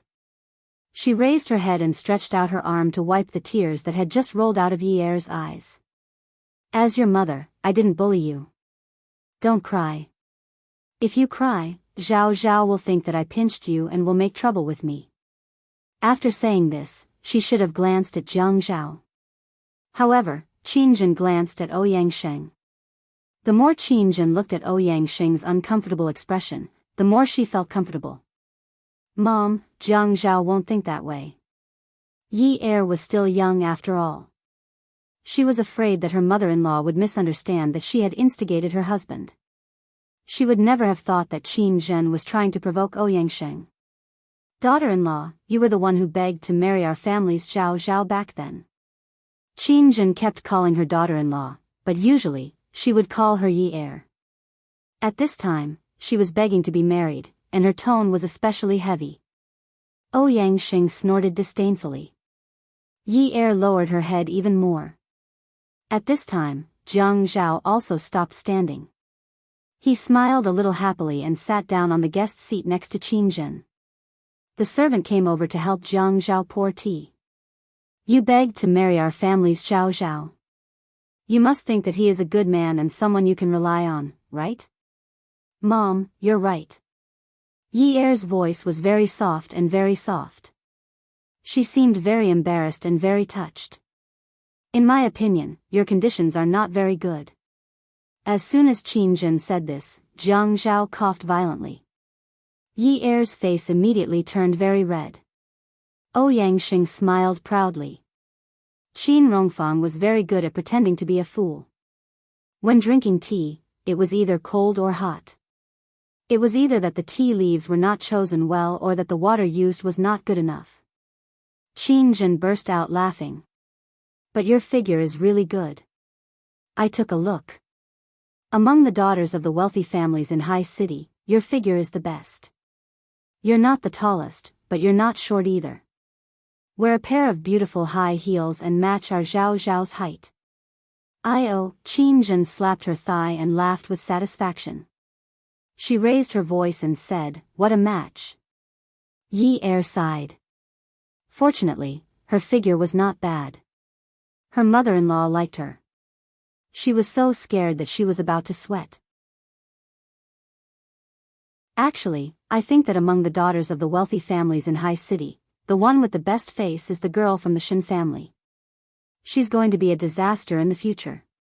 Yes, the one with the most character is the girl that family Min brought back a few years ago. Oh my god, it's amazing. It's so spicy that I can't take it." Qin Jin rambled on for a long time. She said so much that Yi Er felt inferior. However, she did not say which of the Ouyang Yen was the best. Qin Zhen looked at Yi Er and paused. She said, "Daughter-in-law, look, people say that men are either animals or animals. Why didn't our Zhao Zhao marry the girl from the Shen family? Why didn't he wait to marry the girl from family Min? This thing is about fate, isn't it?" Yi Er was still obedient. She nodded. "Yes, Mom. When fate exists, you have to cherish it. Although you begged to marry our Zhao Zhao, and our Zhao Zhao dotes on you now, if you don't cherish this fate, you will pass. The most changeable thing in this world is a person's heart, especially a man's heart. I don't want to put in a good word for my son. Zhao Zhao has the bad habits that all men have. He's not special, nor is he an exception. There's no man who doesn't like beautiful women. There's always something about you that attracts him visually. I don't believe that he saw the kindness in you first, but whether he will open his heart to you in the future depends on whether you work hard. If you don't cherish him, with his qualities, there will be other women who can attract him more than you to enter his life and beg to marry him. If you let go and miss this opportunity, he will live with another woman in the future. Even if you put up a brave front or trample your face under your feet and beg him to turn back, he won't look at you. I understand my son's temper. You can't give him such a chance, do you understand?" Yi Er stared at her mother-in-law in a daze. This woman, this shrewd woman, was reminding her, sounding the alarm for her, and hinting at Ouyang Sheng with every word. Didn't her mother-in-law's words refer to the relationship between her, Ouyang Yen, and Jiang Zhao? Ouyang Yen missed it. Jiang Zhao was living with her now. Ouyang Yen used all kinds of shameless means to get Jiang Zhao again, but Jiang Zhao wouldn't turn back. Her mother-in-law was cold-blooded and ruthless in her analysis of Jiang Zhao, making Jiang Zhao cold-blooded and ruthless, but it also made her feel motivated. Her mother-in-law was supporting her to protect her marriage. The most changeable thing was a person's heart, especially a man's heart. When it came to marriage, no one was more arrogant and no one had more power. It had to be cherished. It was only now that Yi Er understood what was going on. "Sister Zhen, if you say this about me, she won't believe me in the future." Jiang Zhao was really speechless. These women's words were really harsh. They simply described him as Chin Shimi. Whether she believes you or not, it's up to her. If she doesn't believe you, it's useless no matter how much you say.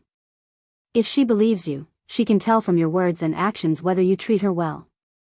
If she's a heartless woman who can't see the good in you and still chooses to leave you, if you don't want such a woman, your mother won't recognize her. Qin Zhen looked at Jiang Zhao for the first half of her words, and looked at Ouyang Sheng for the second half. Then, she smiled meaningfully. Ouyang Sheng gripped the hard mahogany armrest tightly. The decoration of the main hall was too retro. The high seats were like those of the rich families in the past, offering incense for the positions of heaven, earth, monarch, parents, and teachers.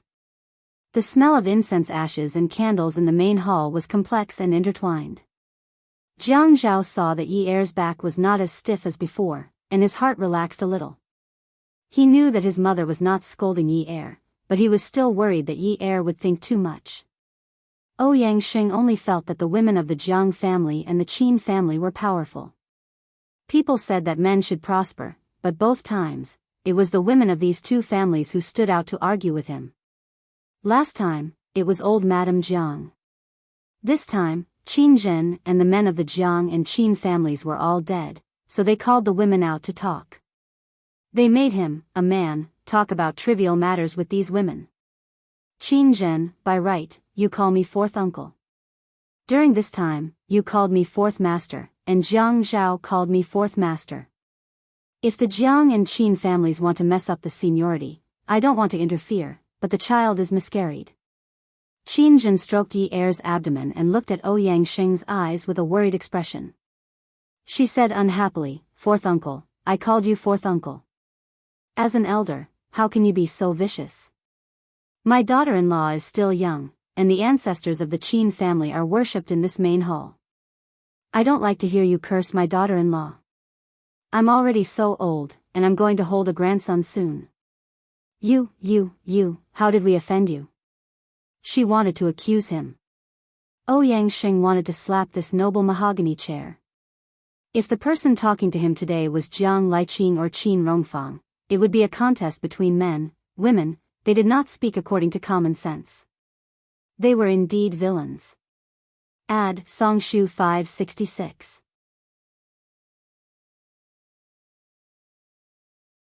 Chapter 656. The child is Jiang Zhao's. You can't just ignore this matter. In the past, you could say that you didn't have an explanation and used your power to bully others, but don't even think about it now.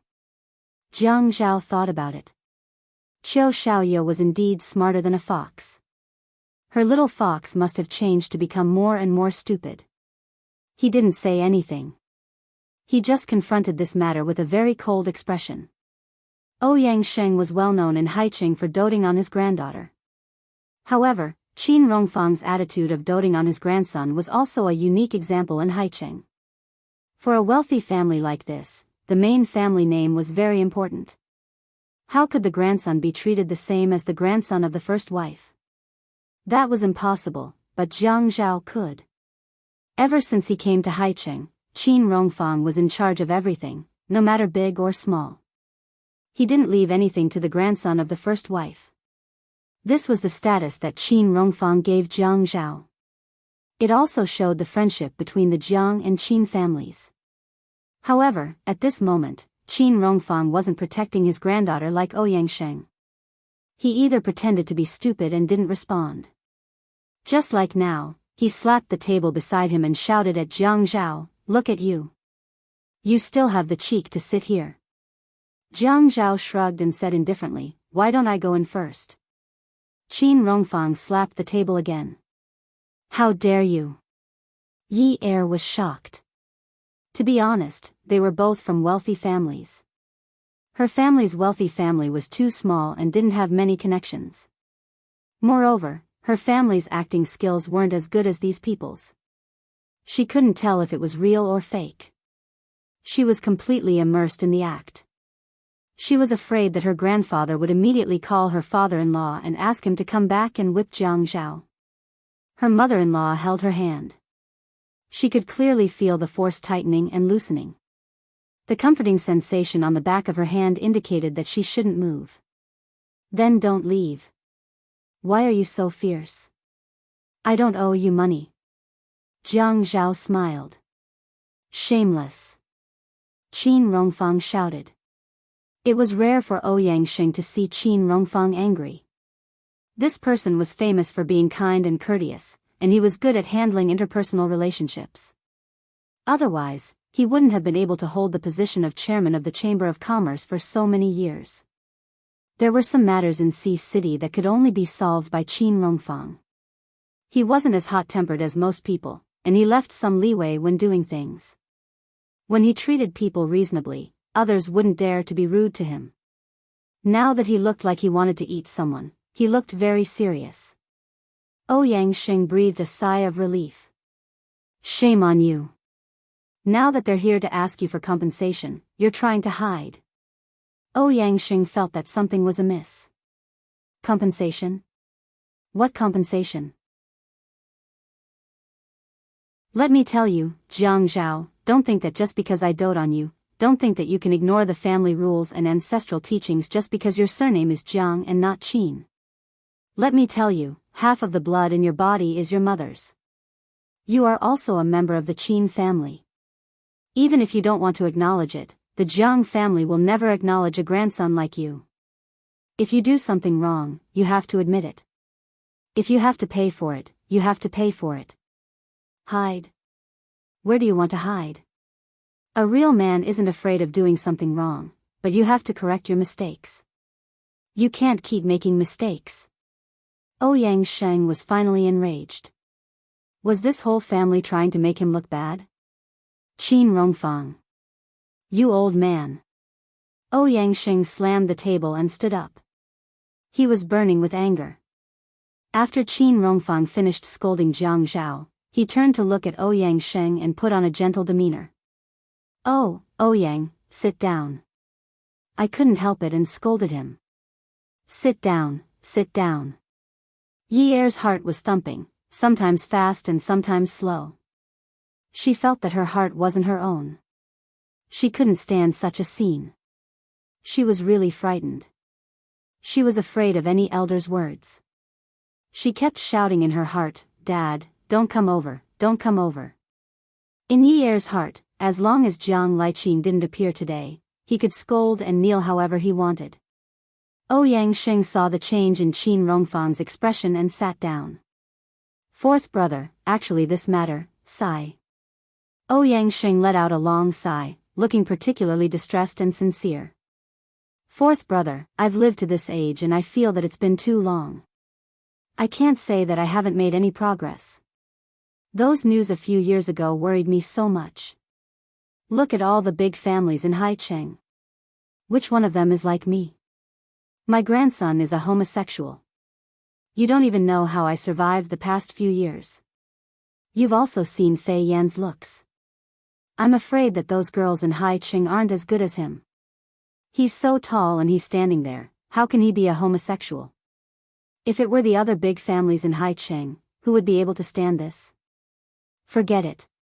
If I say this, others will think that I'm cursing their grandson to be gay." Qin Rongfang let out another long sigh. Ouyang Sheng was a little moved. "Old Qin, haven't you gotten through all these things? Don't think about it anymore. There's no use thinking about it. Those years when the news first came out, I didn't even dare to step out of the house." Fourth brother. Qin Rongfang held his forehead and sighed again and again. He sighed sincerely. "Those years when you guys asked me to eat together and gather together, I felt ashamed. Really, when I met an acquaintance, the kind-hearted ones would know to be considerate. But some people couldn't. They purposely asked me and I didn't even know how to answer. Those days, I couldn't sleep well day and night. If it were other big families, who would be able to stand it? They would have been angered to death. Sigh, let's not talk about it anymore." Although Qin Rongfang kept saying, "Sigh, let's not talk about it anymore. Sigh, forget it." But he kept repeating it. If it were other big families, who would be able to stand it? My life is cheap, but I really got through it. Qin Rongfang looked at Ouyang Sheng. Ouyang Sheng hurriedly advised, "Old Qin, why do you have to say that about yourself? Sigh, you said that my Qin family only has this one seedling. How did I get through all this? In the past, when I went out, I was afraid that people would ask me. I was afraid that people would say that Qin Rongfang's eldest grandson was gay. But now, when a girl looks at my grandson a few more times, I have to kindly remind her, my grandson is gay. Girl, don't like him. If you like him, it'll be tough. Look at me as a grandfather. I've even become a manager. Now that people ask me about Fian, I don't feel uncomfortable at all. If he's gay, then he's gay. So what?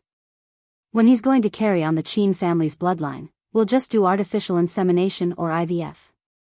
IVF is enough. Isn't everything else the same?"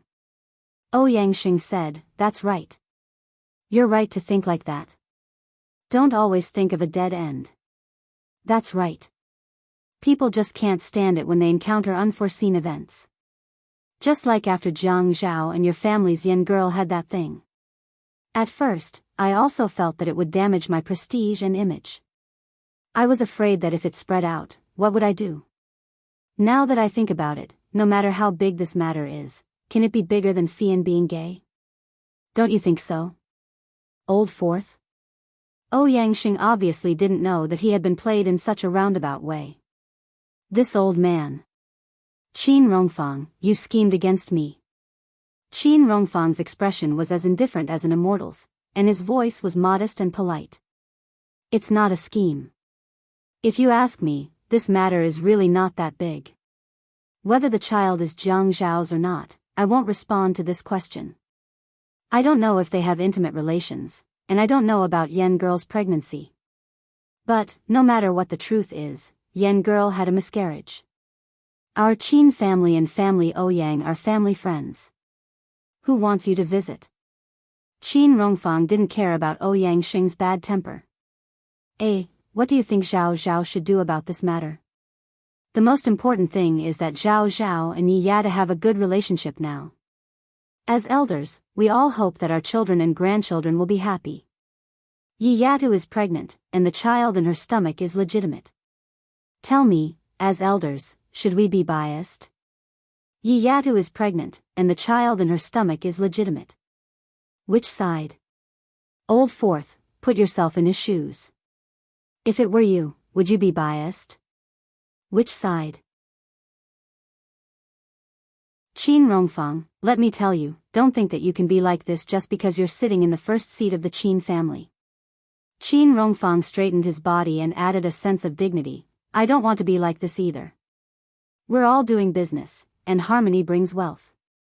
I also hope that we can live in harmony with family Ouyang for the rest of our lives, but Old Fourth, harmony brings wealth is only one of them. There's also another thing called family harmony and prosperity. In this family, no matter if it's Jiang or Qin, no one is willing to break up. Lai Qing and Qin Zhen's example, whether it's the Jiang family or the Qin family, no one wants to see a second example. Therefore, we've been teaching every child that marriage is a big deal. Playing and marriage are two different things. Qin Rongfang, you're saying things like this now. If your family's Fei Yu ends up like my family's Yun Yun, how can you still say that? Jiang Zhao's and Qin Zhen's faces suddenly turned pale. Not good, this was clearly touching the old man's reverse scale. Qin Rongfang's face crumbled. His, Qin Rongfang's, granddaughter could not be discredited by others. That Fei Yan was willing to degrade himself and bring a bad reputation.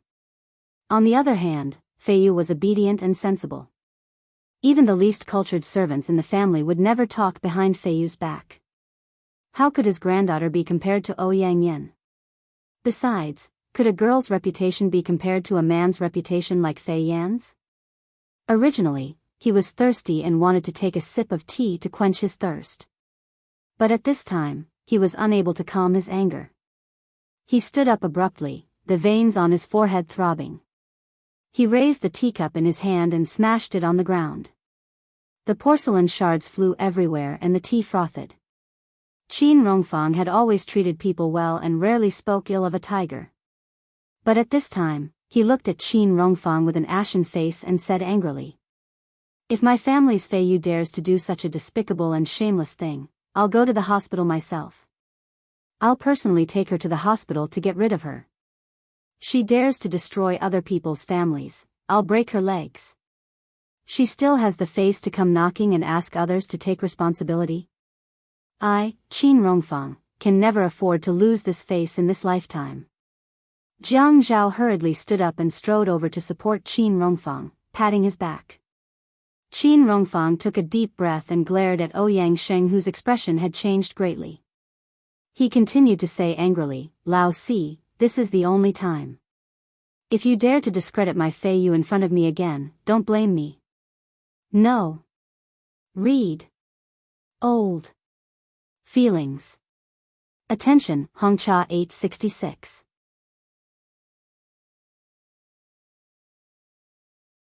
Chapter 657. It was rare for Qin Rongfang to be so ruthless. Jiang Zhao knew that this was not the time to add fuel to the fire. Although Qin Zhen was still sitting in her original position and did not nervously support Qin Rongfang like Jiang Zhao, the smug expression on her face had disappeared and was replaced by a gloomy expression. However, at this time, she could not move. She could not let Ouyang Sheng sense her family's nervousness. At this time, Ouyang Sheng was not only angry, but also felt that his self-esteem had been greatly impacted.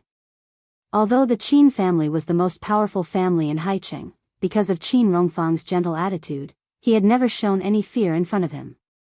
His self-esteem had swelled and strengthened in the process. In addition, the family Ouyang's prestige was outside, so he had never had any intention of being afraid of Qin Rongfang. However, at this time, there were 6 people in this house, and one of them was a servant. Not only were the 4 of them working together to deal with him, but Qin Rongfang actually said that he did not care about old ties. This was a hurdle that Ouyang Sheng could not cross. He suddenly felt that if he sat down now, he would never be able to raise his head in front of Qin Rongfang. However, if he continued to fight force with force, how could Qin Rongfang's methods be as gentle as they seemed on the surface?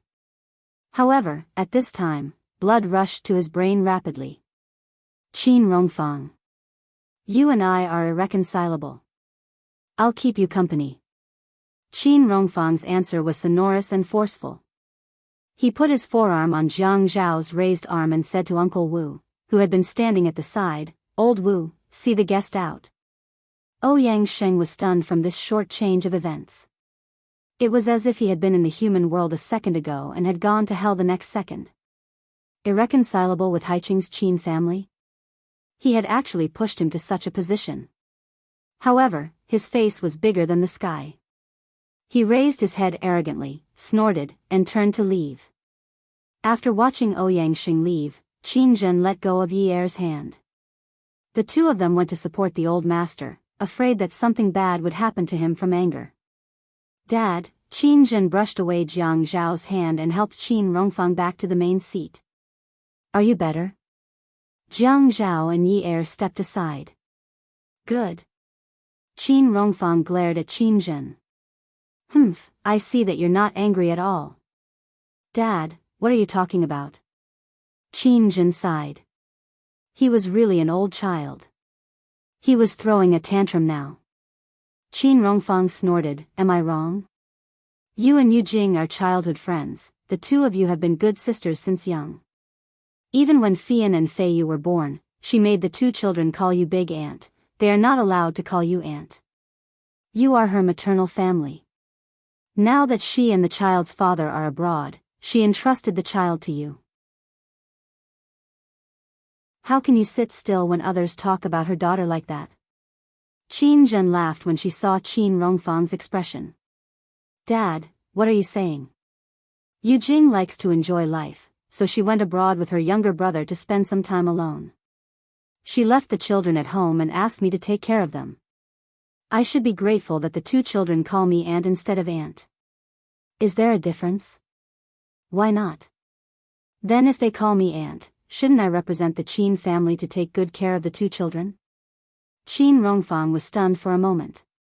There seemed to be no difference. So, have you taken good care of them? When that old thing was talking about Fei Yu like that, you just sat there without moving. Qin Zhen smiled apologetically. Didn't I see Dad going into battle? When Dad goes into battle, there are thousands of troops and horses. I'm just a young girl. I don't stand out even if I go into battle. Zhao Zhao was led astray by you. Dad, you can't say things like that. Your daughter-in-law nodded and said that Jiang Zhao is good. She originally thought that she would be beaten up when she returned to the Qin residence. After a hair-raising moment, she saw her grandfather and mother-in-law bickering. This scene was very heartwarming. Yi Er tilted her head and saw Jiang Zhao staring at her. Their eyes met and they suddenly smiled at each other. After Jiang Zhao and Yi Er left the Qin residence, they went to the hospital to visit Yun Hongwei. When they left the hospital, it was 11:30 p.m. The bridge across the river allowed one to see the mesmerizing scenery of the night. The river was full of pearls and jewels, and the riverbank was full of colorful lights. Jiang Zhao drove very slowly. Are you going to watch a movie? Are there any good movies? I don't know. I'll watch whatever there is. Jiang Zhao was in a good mood. From Yi Er's side, she could see the smile on his face. It was natural and gorgeous, revealing a relaxed and relieved look. Let's go home. I want to sleep early. The dance studio just opened not long ago and there are many things to do every day. I want to go early tomorrow. Okay, after saying that they were going home and saying their goal, Jiang Zhao still drove very slowly. It seemed that he was doing it on purpose. He wanted to say something, but it seemed that he couldn't open his mouth. Yi Er was a little impatient. Jiang Zhao, you're driving so slowly. Don't you have to go to work tomorrow? Oh. From time to time, Jiang Zhao would glance at Yi Er, who was sitting in the passenger seat. Yi Er would always feel uncomfortable from the seemingly unintentional but hot gaze on her. Jiang Zhao? Ah. Jiang Zhao answered awkwardly. Do you have something to say? No, no. What could I possibly have to say? You clearly have something to say. Tell me, what is it? Her hands were on the steering wheel. At this moment, she raised her right hand and clenched it into a half fist. She placed it on her lips and coughed. Yin Yi, Mom wants us to lead a good life today. Do you understand? Lead a good life, lead a good life. As Jiang Zhao thought about it, his emotions surged. Yes, I understand. Let's lead a good life. Let's forget about the Ouyang Yen matter. Yi Er nodded. She had heard her mother-in-law's words. Yin Yi, what I mean is, lead a good life. I don't think we should sleep in separate rooms. Do you understand? Jiang Zhao felt his face heat up. He suddenly realized that he had clearly said something extremely thick-skinned, but at this moment, his skin was surprisingly thin. He thought of an adjective. Could it be that he was as thin as a cicada's wings? Otherwise, why would it be so hot? It was so hot that his ears were burning. His neck felt like it had been burned by chili seeds. It was burning hot. He wished he could jump into the river right now. Ah. Yi Er was stunned for a moment. She swallowed her saliva and saw that Jiang Zhao was only looking at the road ahead. His face was slightly red. Her own face also turned red. Oh no, oh no. When they were together, they had not even blushed from embarrassment. Now, the two of them had become so pure and innocent? Or could it be that they were not pure and innocent to begin with, so a simple sentence suddenly led to other meanings and caused the two of them to misunderstand in the end? They became embarrassed the moment they misunderstood. Then their faces turned red. Jiang Zhao, isn't it good to sleep in separate rooms? Yi Er felt that if she said right now, okay, don't sleep in separate rooms. Let's sleep together. If she said that, she would definitely be teased. After all, she was a woman. When necessary, she should be more reserved. What's good about it? Jiang Zhao was the first to lose his composure. He raised his voice unhappily. Oh. Yi Er waited for Jiang Zhao to continue. Jiang Zhao thought about it. He was a man. He just wanted to sleep with his wife. What was wrong with that? Why couldn't he say it out loud? Did he become stupid after these few months of abstinence? What do you mean by oh? Jiang Zhao was sulking in his heart, so he spoke harshly. Jiang Zhao, how dare you yell at me? Humph. Jiang Zhao stepped on the accelerator. With the help of the engine, the car quickly took off on the road. After Jiang Zhao snorted, he didn't say another word to Yi Er. He kept a cold expression on his face. He didn't want to talk to her. What was the point of talking to her? Once he did, the two of them would pretend to be reserved and blush. After he got out of the car, he went to the front passenger seat to open the door. After Yi Er got out of the car, Jiang Zhao smiled and closed the door. He pressed the remote lock and the car was locked. He raised his arm and propped it in front of Yi Er. Come, hold your husband's arm. Let's go home. Yi Er looked at Jiang Zhao's serious expression and burst into laughter. As he wished, she held his arm and left the garage. After they entered the elevator, the door closed. The light was as bright as a mirror. Jiang Zhao looked at the image of the two of them on the door. Yin Yi, Mom said we're really compatible. What do you think? Yi Er also looked at the two of them on the door. Many things had happened today, so the two of them weren't as neat and tidy as they were when they went out in the morning. Yi Er realized that her hair was a little messy. Because of her young age, her skin didn't look haggard, but her eyes revealed fatigue. Jiang Zhao was the same. Although he was in a well-ironed suit and looked as handsome as usual, he couldn't hide his fatigue. Only the smile on his face was exceptionally pleasing to the eye. Her mother-in-law said that if they stood together and she wore a pair of beautiful high heels, they would be really compatible. But she wasn't wearing high heels today. Were they really compatible? His eyes were overflowing with happiness and satisfaction. She was infected and smiled along with him. We're really compatible. The voice that came out of her heart was always so moving and mesmerizing. Ding! A sound was heard. In the next moment, the elevator door opened. The man and woman in the elevator were hugging each other. The woman stood on her tiptoes and hooked her arm around the man's neck. The man lowered his head and hugged the woman's waist. Their lips rubbed against each other and their teeth melted. The large hand on the woman's waist slowly lifted her jacket and burrowed into her clothes. The moment he touched the soft skin that he hadn't felt in a long time, the man's Adam's apple moved and he groaned uncontrollably. Yi-er suddenly felt a ball of fire run over her body and burn someone to death. Her body went limp and she snuggled into the man's arms. Her head was still tilted up, receiving the rain of kisses. They were so close together that they didn't give each other a chance to breathe. Even if she breathed out softly, it could only be poured into the man's stomach and turned into a stronger force. It swept across the soft tongue and stole the unique fragrance that belonged to the woman. The elevator door closed again. The two of them, who were inseparable, were a little impatient. They wanted to get out of this space immediately, but neither of them could bear to let go of the other person's lips and tongue. The elevator door opened again. The man bent down slightly and reached his hands from behind the woman. He burrowed between her legs and spread them apart. He scooped her up and placed her on his waist, carrying her out of the elevator. Welfare, Shinwoo 799.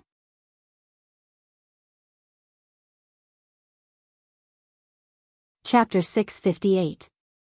The elevator led them all the way to the door of the living room. The corridor lights were on.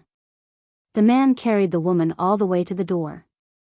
Without even opening the door, he impatiently pressed her against the door and gestured all the way up. Yi-er was also anxious. She knew that she could not withstand his teasing, but she did not have the chance to speak. She wanted to say that she would open the door first, but the pressure on her chest made her lose all her rationality. Jiang Zhao, come in. She panted anxiously. When she lifted her red face and stared at the man, her eyes were sweet and charming. Jiang Zhao bit her again. No one. Bastard one person insisted on invading. One person refused to comply. In the end, Jiang Zhao could only give in to Yi-er. But once they entered the house and closed the door, the woman was pushed against the wall at the entrance. Her clothes were pulled at haphazardly.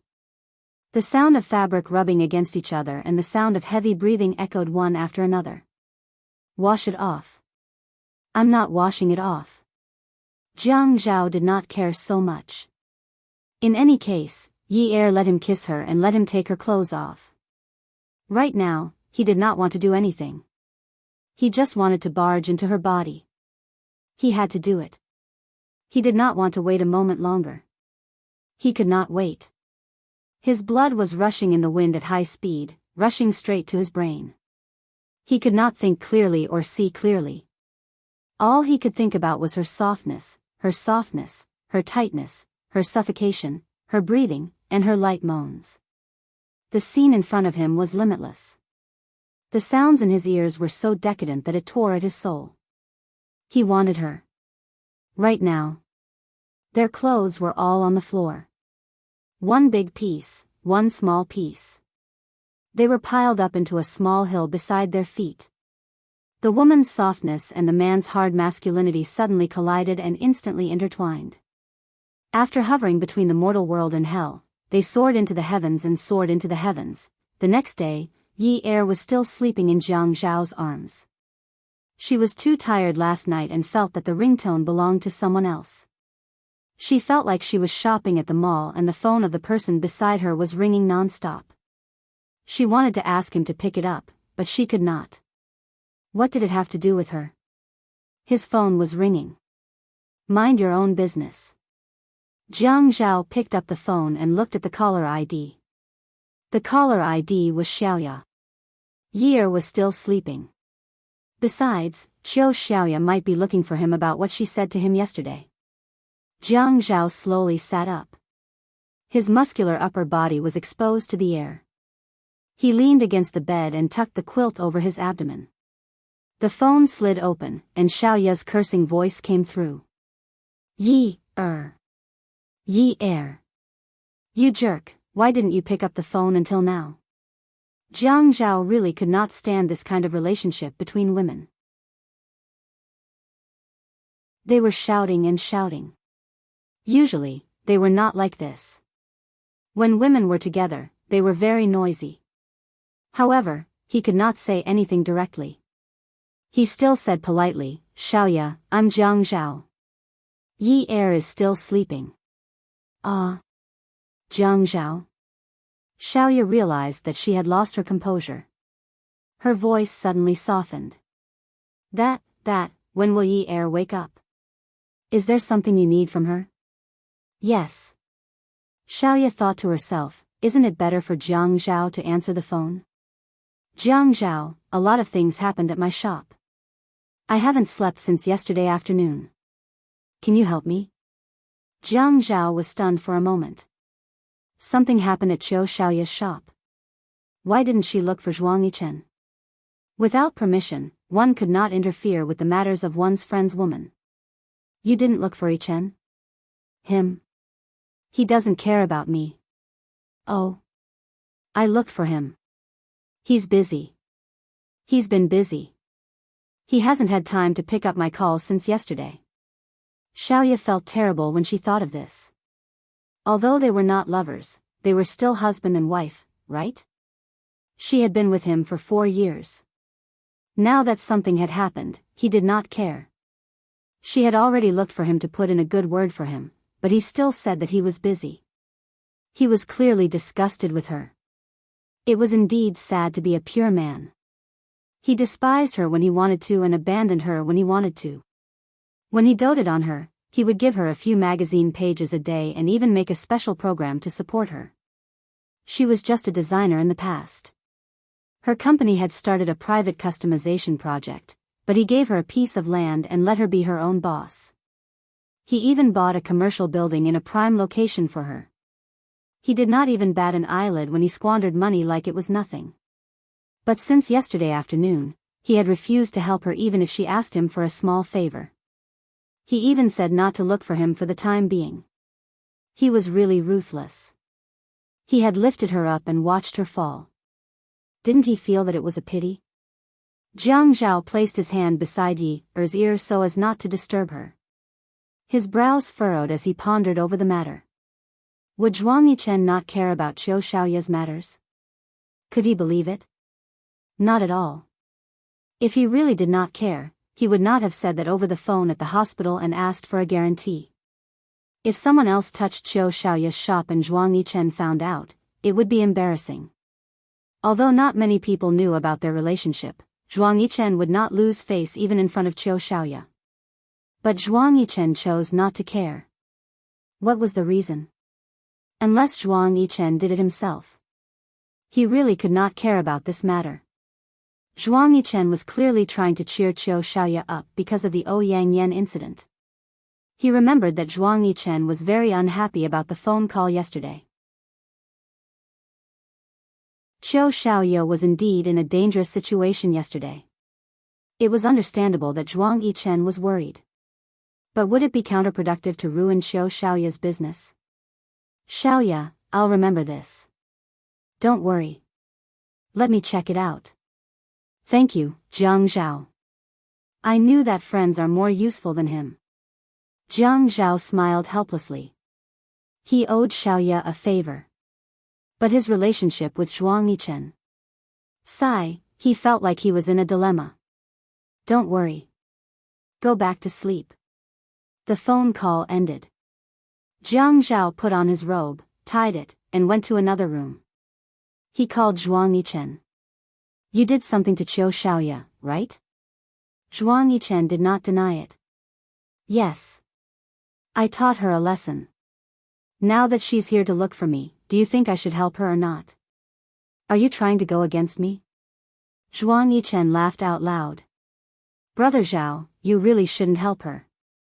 Otherwise, you'll be meddling in my private affairs.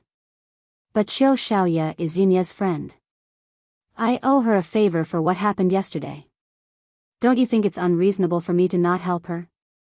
But Brother Zhao, you're Zhuang Yichen's friend. We owe each other a lot. It's not right for you to help others go against me, right? Haha. Fine. As long as she doesn't ask Yunye to look for me. I won't help her. What do you think? No. You can't help her. Zhuang Yichen stopped laughing and became more serious. Brother Zhao, you know my situation. I'm surrounded by danger. If Qiu Xiaoye doesn't know how to protect herself, she'll get herself killed sooner or later. She's become more and more disobedient in the past few months. This isn't good for her. Jiang Zhao had a headache. Why did he ask his woman to provoke Xia Qian for no reason? He really had a lot of things to deal with. He had thought of this path, but now he had gone astray. Yes, he had gone astray. This was what they meant by the saying, you brought this upon yourself. Okay. I don't care. I really want to take annual leave and take my wife abroad to hide. I think you shouldn't worry about me. At most, I'll pretend that I'm not capable enough. Jiang Zhao deliberately paused and then laughed. But aren't you worried that she'll go to Kangyan? Zhuang Yichen tightened his grip on the phone. She can try to find him if she dares. A miscarriage was just a small operation. She could get out of bed on the same day. However, Ouyang Yan was lying in bed until the next morning. She always felt that she was too weak. She was seriously injured and had a miscarriage caused by a man. It was such a painful experience. The more she felt that her experience was painful, the more she was dissatisfied with the things around her. The weakness of her body reminded her of the person who caused the miscarriage. This vicious cycle almost led her to a dead end.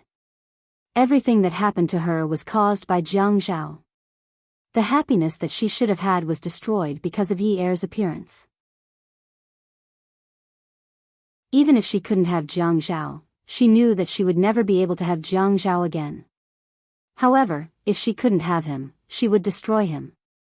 No one would have a good life. This was the only way she could get out of this dead end. Therefore, she lifted the blanket and got out of bed. She used her connections to find the doctor who operated on her yesterday. She had prepared all the money that she needed. Yesterday's doctor, from the surgery to the anesthetist, to the assistant nurses, all of them had taken Xiaoye's money. Although compared to Ouyang Yan, Xiaoye didn't give much, but at that time, everyone felt that it was a lot. Therefore, when Ouyang Yan asked the doctor in charge to bribe him again, the doctor was very hesitant. The number on the check was enough for him to quit being a doctor for the rest of his life. The doctor in a white coat stared blankly at the valid check in front of him that was stamped with the company's stamp and the legal person's stamp. The balance in his heart began to waver. Attention, Songshu 566.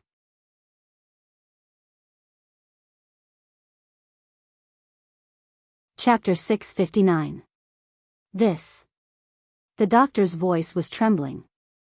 The doctor occasionally received red packets, but he was a little worried. After all, this was a public hospital, and the management was very strict. If it wasn't for Xiaoye's repeated promises and comforting them for a long time, he would have accepted the money. Giving an embryo was not a big deal, but now the amount was huge, and the situation was very different. If Xiaoye's amount was discovered, she would be criticized and the money would be handed over. However, the amount written on Ouyang Yan's check was not just a simple red packet. Are you afraid of being sued? Ouyang Yan was a prosecutor and was good at observing people's emotions. At this time, when she saw the hesitation and greed in the doctor's eyes, she forced him to say, "Don't worry, I only gave this money to you. You also know that I'm a prosecutor, and I won't be stupid enough to sue you. You'll definitely be safe if you accept this money." The doctor felt relieved. What do you want to do? Ouyang Yan had always been dignified, but at this time, her behavior was a little frivolous. She used her orchid fingers to open the doctor's pocket, smiled and blew at the check in her hand, and then put the check in her pocket. She reached out and touched it, and the doctor's heart couldn't help but beat faster. Ouyang Yen looked at the doctor's nervous expression and laughed. It was a little charming. I don't know much about the departments in your hospital, but now I need you to help me find someone to do a fake DNA test. If you want money, you can pay from the check I gave you. Of course, if you don't want to share this money with others, I will give you the amount you need. Okay. After Yi Er woke up, she opened the window. Although there was cold air, it still made her feel like a blooming flower. The garden in the neighborhood was very rich. At this time, the plum blossoms were wilting and pear blossoms were blooming. It was really beautiful. Jiang Zhao didn't let her care about other things, only 3 things: the shop, her studies, and visiting her father in the evening. Her life was fulfilling and relaxing.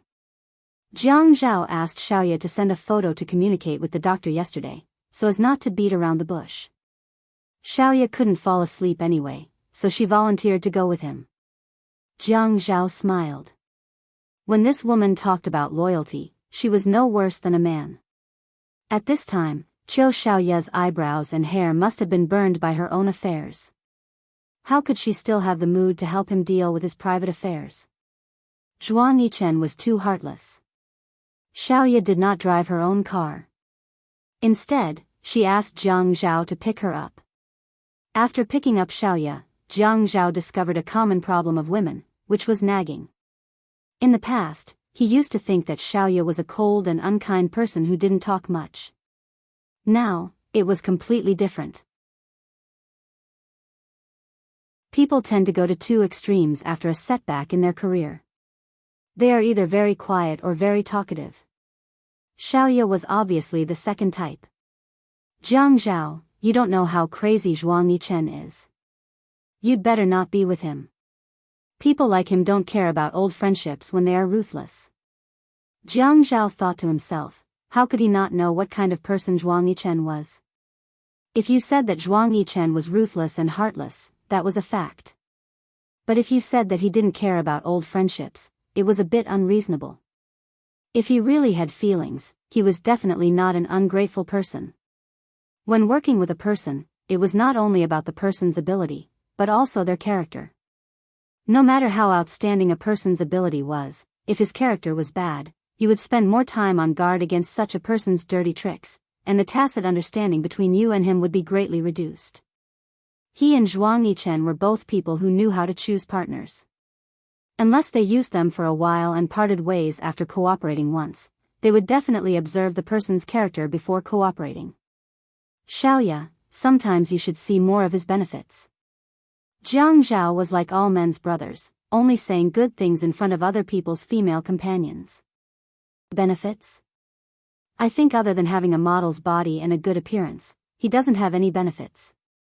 At this time, Xiaoya had already degraded Zhuang Yichen in her heart. She didn't want to hear anyone say good things about Zhuang Yichen. The things he gave her were all gone, so he didn't have any benefits. Sigh, there are some things that you should look at. He doesn't need you to earn much money. Is it because you haven't been obedient recently and made him angry? Is that why he won't help you? Jiang Zhao couldn't say that this matter was arranged by Zhuang Yichen, and that Zhuang Yichen was the one who said that she hadn't been obedient. Moreover, Xiaoya was helping him identify people, so he couldn't say that Zhuang Yichen had closed the shop because of him. Xiaoya knew very well that although Jiang Zhao had never exposed her relationship with Zhuang Yichen, it was as clear as a mirror in everyone's hearts. She sighed. He's never asked me to do anything. He just wants me to be there when he wants me to be at Qingfeng Garden. He never cares about anything else. Even when she had a headache or fever, there was no one by her side. Xiaoya felt a little sour in her heart. She felt more and more that a woman should find a man who loved her. What was the use of having a lot of money? Her career was gone just like that, and there was a pile of compensation waiting for her to deal with. If there was a man who loved and cared about her right now, how could he bear to let her worry like this? He would definitely help her solve it. Xiaoya thought about it in an extreme way, but it never occurred to her that Zhuang Yichen hadn't cared about her for the past few years. At most, he would ask her to stay at Qingfeng Garden at night. However, if she had any setbacks in her career, she just had to tell Zhuang Yichen, and he would definitely solve it. What she didn't understand was that she had secretly used Zhuang Yichen's treatment of her as a standard. Jiang Zhao felt that as a man, he shouldn't talk about such things with a woman. The more he talked about it, the more he would seem like a sissy. However, Qiu Xiaoye was Yi Er's good friend. Yi Er seemed to be very calculative, but he was actually very good to his friends. Although he didn't dare to hang out with Xingling because he was afraid of Xingling's mother, he still wanted to help Xingling get some business. Even his colleagues in the building asked him if they could go to Xingling's photography studio to take care of business. Qiu Xiaoye and Xia Qian were also considered her friends. Last time, they had argued so fiercely that she wasn't allowed to hang out with that perverted girl, Xia Qian, but she didn't listen to him. Thinking about it, he didn't have much time to spend with her. It was always good to have friends to prevent depression. She wasn't depressed anymore. He had to treat her friends well. There was nothing much to say. However, it was a little depressing to talk to a woman who wasn't his wife. He couldn't possibly talk bad about Zhuang Yichen together with Qiu Xiaoye, could he? Xiaoye, do you remember how many of those people from yesterday? Xiaoye saw that Jiang Zhao had changed the topic. She was suspicious for a moment, but when she remembered that this was the most important thing of the day, she got used to it. She no longer slumped in her seat like before. Instead, she sat up straight and looked at Jiang Zhao. I remember them. I also remember their faces. Actually, it's okay. I just need to find the doctor in charge and the one who did the DNA test for me. The DNA test results won't come out so quickly. It's always good to go and greet them. Okay. You can help me identify them later. Okay. There were many people in the public hospital, and if she wanted to find someone to give them a red packet, it would be a very troublesome matter. Even though Young Ye was a smart girl, and she had a lot of dealings with rich ladies and young masters, she was not a big problem in public relations. That was why she was able to successfully give them the red packet. A few doctors who managed to bribe them felt that Xiaoye was a good person. But when the doctors and nurses were called to the director's office and saw Xiaoye and Jiang Zhao together, their legs went soft. Jiang Zhao was the deputy mayor of High City. Everyone was talking about him. He was the best candidate for the next mayor, and no one could challenge him. In the director's office, the director and Jiang Zhao each sat on a sofa. Xiaoye dragged an office chair and sat behind Jiang Zhao's sofa. Originally, it was a big deal for the mayor to visit the hospital. But the director asked them to keep it a secret. Jiang Zhao was not stupid enough to say that he might be the father of the Ouyang Yan's fetus. Thank you for your hard work yesterday. Have a seat. Jiang Zhao had inherited the humility from the Qin and Jiang families. That's why people called him a sly fox behind his back. They also praised him for being a good person. A few doctors and nurses looked at Xiaoye, who was sitting calmly behind Jiang Zhao, and their hearts palpitated with fear. Did they not get any money this time? Instead, they were fished by others. The fish hook was probably going to be dragged out, right? It was a small matter if the hook was pulled out. But if the hook was pulled out, the hook would bleed, and the fish would die. The young nurse could not stand such an atmosphere. She felt that her brain was short of oxygen. She needed to be put on an oxygen mask. When she was about to fall, her colleagues quickly supported her. The director saw that no one dared to sit down and added, "Pull a chair and sit down. Don't just stand there." The few of them quickly pulled a chair and sat down. "Mayor Jiang, what are you talking about? The hospital is here to save lives." A few doctors and nurses were too scared to say anything. The director could only reply to Jiang Zhao with a smile. Miss Qiu brought her friend over for the operation yesterday. Jiang Zhao's gaze calmly swept over the few people who were already sitting in a mess. However, he stopped halfway through his words. Someone took a deep breath. Mayor Jiang. He stuttered and did not dare to continue. I am here today for no other reason. Miss Chiu said that she wants to visit the hospital. So, I dropped by to visit the old director. The topic changed too quickly, from the equator where fireballs were everywhere, to the North Pole where ice and snow were everywhere. This was too much. Was Miss Chiu the main point or the old director the main point? Do you want me to live? But since the other party did not ask, he could not just confess. He had just received the Ouyang Yan's check this morning. The doctor looked at Jiang Zhao's calm expression and felt that he did not have long to live. Attention, Xinwu 799.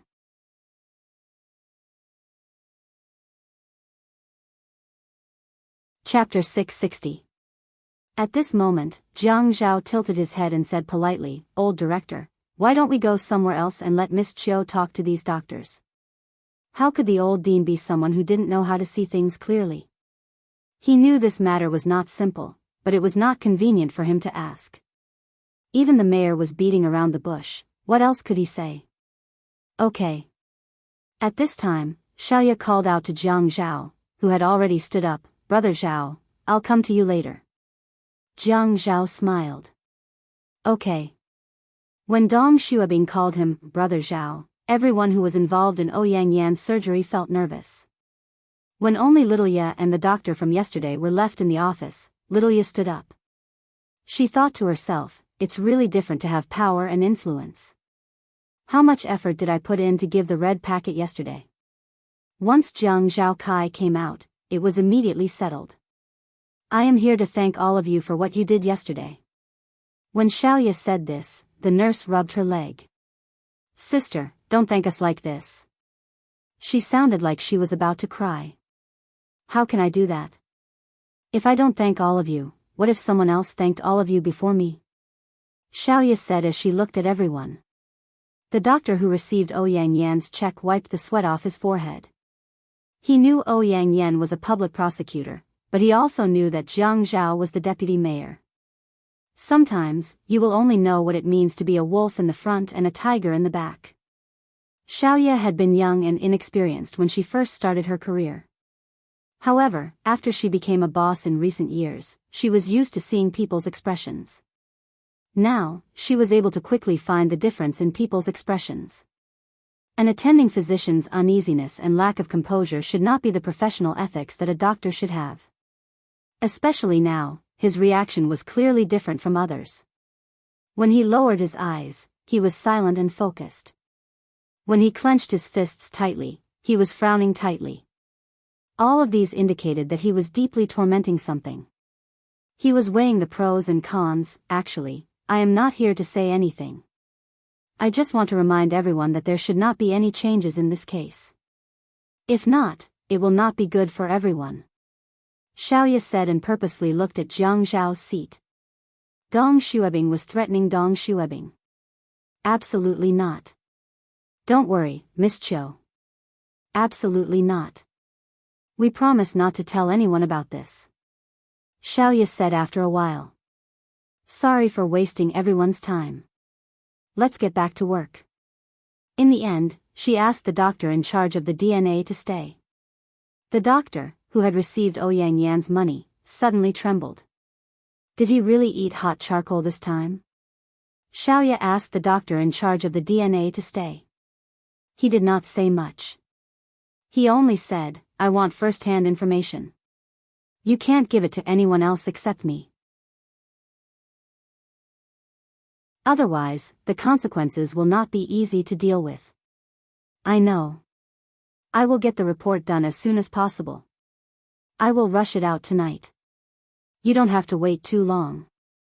The doctor had to know that when he received Xiaoya's money yesterday, he did not expect that Xiaoya would have such a powerful backer.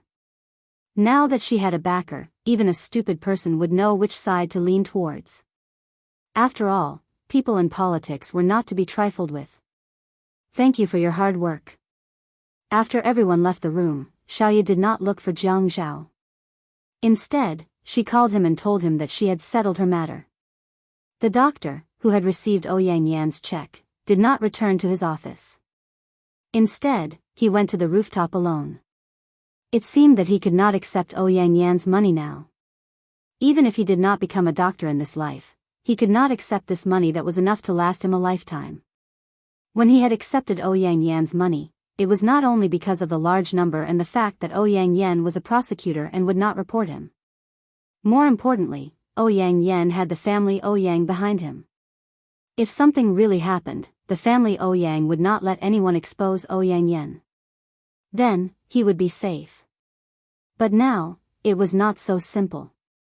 Behind Jiang Zhao were the Jiang family in the east and the Qin family in High City. He could not afford to offend them. He thought that the family Ouyang could not afford to offend them either. But how could he open his mouth? Xiaoya was smart not only because she knew how to deal with people.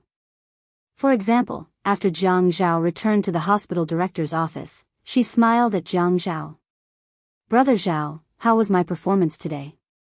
Jiang Zhao had goosebumps when he heard Xiaoya call him Brother Zhao. This was because Xiaoya had always called Jiang Zhao directly, including Xia Qian. This was because in their eyes, Yi Er was the youngest. They were older than Yi Er, so he was their brother-in-law. They had always taken advantage of him. Fortunately, he never cared about these titles. He instinctively felt that Xiaoya calling him Brother Zhao was not a good thing, but he still sighed and said, "Thank you, Xiaoya." Xiaoya chuckled. "What are you thanking me for? We're all friends. It's only right that we take care of each other and help each other." When Jiang Zhao heard this and saw the smile on Xiaoya's face, he coughed. "You didn't rest well yesterday. I'll send you back first. I have to rush back to the building too. I'll treat you to dinner tonight. I'll bring Yunyi with me." Xiaoya could tell that Jiang Zhao was avoiding her. She stopped pretending. "Jiang Zhao, you don't want to help me, right?" Zhuang Yichen did not say that he would continue to make a fuss. As long as Xiaoya behaved herself, this matter would come to an end. Therefore, he could not help her now. If he helped her, it would be more of a hindrance. Perhaps the more he helped, the worse things would happen. When Zhuang Yichen got angry, there would be more serious things. He sighed. "Actually, you might as well not care about this matter. Stay at home for a while. You might just stay at home for a while." Xiaoya snorted and glared at Jiang Zhao. "You're all heartless." She grabbed her bag from the stool and turned to leave. Jiang Zhao hurriedly chased after her. Xiaoya ran out of the hospital and hailed a taxi. Jiang Zhao did not manage to catch up with her. He called Zhuang Yichen and said angrily, "Can you stop messing around with Qiu and Xiaoya? You're putting me in a difficult position now." "It's okay.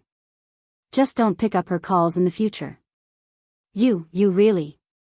Jiang Zhao hung up the phone. It was the hardest thing to interfere in a couple's affairs. However, it happened because of him. Who did he offend? Shi Empire Yunwo walked out of the conference room and into his office. Shi Jintian sat on the sofa in the living room, sipping his tea leisurely. Unwu sighed softly and tossed the papers on the table. He said grumpily, "Grandpa, how long are you going to follow me around? Aren't you tired?" "Not at all." Shi Jintian flipped through the newspaper. "I like to drink tea and read the newspaper at the same time. You don't have to worry about me." "Then why don't you go back to the house and drink your tea? Why are you following me around 24/7? Nonsense. Did I follow you to the meeting just now?" Shi Jintian only cared about the questions and answers. He did not even raise his head as he flipped through the newspaper. It was as if he was looking for a piece of news that piqued his interest. Yunwa's face was as beautiful as jade. When he got angry, his clear eyes suddenly became angry and angry. "You're going to drive me crazy if you keep staring at me like this." Shi Jintian tossed the newspaper on the sofa. "Drive you? You promised me before that you wouldn't look for Jiang Zhao's wife. Didn't you go after that?" "That's because something happened to her. I just went to take a look." "Don't talk nonsense with me. Let me tell you, I said that you're not allowed to go, so you can't go." If I hadn't been following you around all this time, would you have been so obedient? That's right, I'll remove all your spies. You, just endure for a while. I don't believe that you won't be able to live if you don't get any news about her. Unwoo knew very well that there must be something wrong with the spies if there had been no news for such a long time. He was not surprised that his grandfather had replaced them. However, he still felt very uncomfortable when his grandfather said this. Yes, yes, yes. Your brotherhood is the most important thing. Do you want me to write a written pledge for you? No. A written pledge will be gone once it's burned. You have to tell me with your own actions. When all the paintings in your studio are replaced with those of other women, I'll set you free. Grandpa. Unwoo stood up and stared at his grandfather, who was sitting on the sofa. He wanted to smash a hole in the table. Then you can continue to follow me around like this. Asking him to throw away those paintings, he might as well take his life. Ouyang Yen was sleeping on the bed when someone patted her shoulder. She opened her eyes and saw the doctor. The doctor had locked the door and was not worried. But when Ouyang Yen saw the doctor placing the check on her blanket, she sat up. What do you mean by this? Miss Ouyang, I cannot accept this money. You cannot accept it? Is it because the DNA test did not work? How much does he need? The doctor hesitated. He could not tell Feng Yu that it was because Mayor Jiang had asked him to accept the check. It's not about the money. No matter how much the check is, I cannot accept it. The hospital has regulations. We cannot accept red packets. Ouyang Yen suddenly laughed. Huh, are you trying to act all high and mighty in front of me? You had promised me this morning. Stopping there, Ouyang Yen smiled again. Her originally pure smile was overshadowed by a sinister look, and her words were filled with provocation. Do you think I didn't hold back? I had recorded our conversation this morning. Even if you refund me the money, you will still accept it. You can choose now. Welfare, Hongcha 866.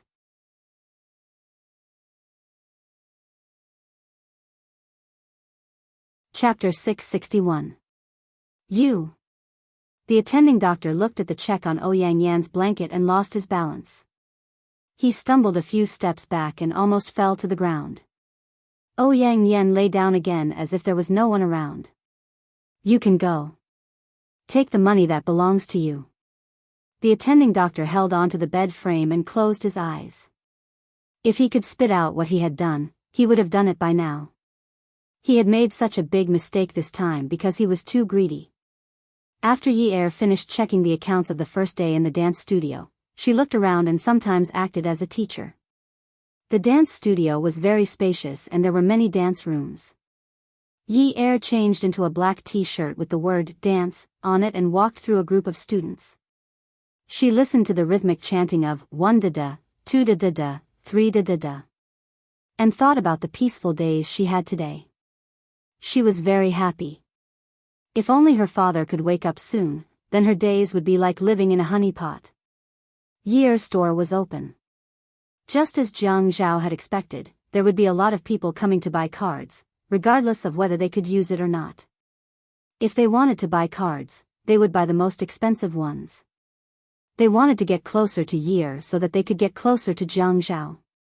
Yi also understood the pros and cons of this, so when she ordered the package, she separated the most expensive package into several different packages. She was not worried that someone would buy the package and report that Jiang Zhao had accepted bribes, but she still had to take precautions if it was too obvious.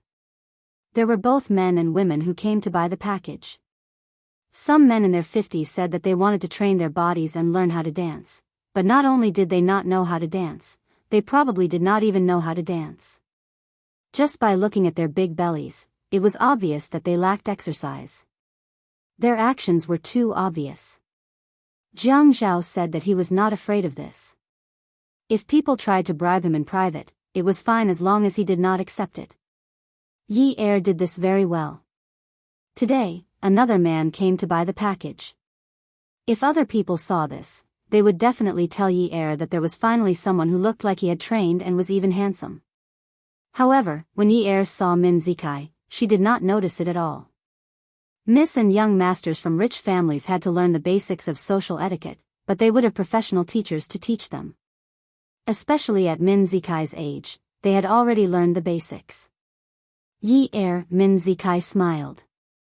Good morning, young Master Min. Yi Er thought that if she had known this would happen, she would not have come to the cashier to see if there were any golden eggs flying up today. If she had not come, she would not have met Min Zikai. She really felt uncomfortable just looking at him. Although she and Ching Su were siblings, she had never felt this way when she saw Ching Su. Min Zikai was a disgrace in her life. No one would be willing to ignore their past disgrace. Yi Er had always been distant from Min Zikai. Min Zikai smiled and said, Yi Er, I'll take care of your business.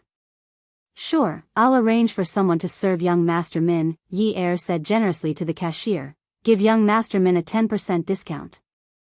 Pfft, the cashier was a young girl. This was the first time she had heard the boss give a 10% discount.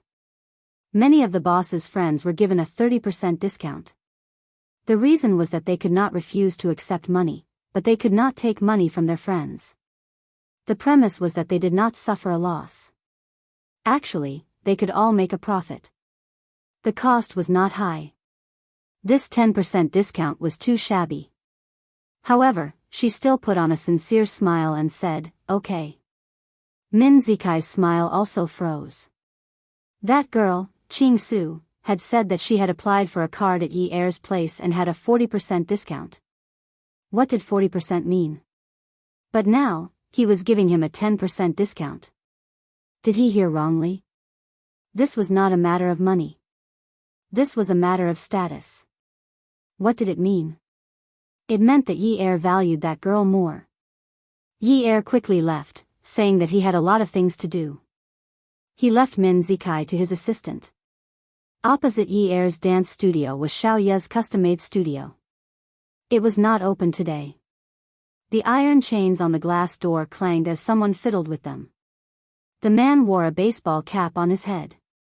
The front of the cap was very long and low, so his face could not be seen clearly. However, the stubble on his chin could be seen clearly. He was very tall and wore a thin jacket. His hand touched the iron chain as he raised his head to look at the opposite building. When he looked up, the sun shone into his eyes. He narrowed his eyes slightly and released a murderous aura. This was the man who had been mistakenly called a pervert by Ching Su when they went to the private hospital for a checkup. Jiang Zhao had been looking for him for a long time. However, he was good at anti-tracking. How could he be tracked down so easily? He had been quiet for such a long time so that these people would let down their guard. He had basically figured out this woman's route. This was the person that the buyer wanted to kill. However, the person he wanted to kill the most now was that girl, Ching Su. If that girl had not hit that car, how could his brother have gotten into an accident? He could not rush them. Last time, it was because he was not stable enough that he encountered such an accident. The attending doctor asked the DNA appraiser, "What did Miss Cho say to you just now?" The DNA appraiser said, "No, nothing.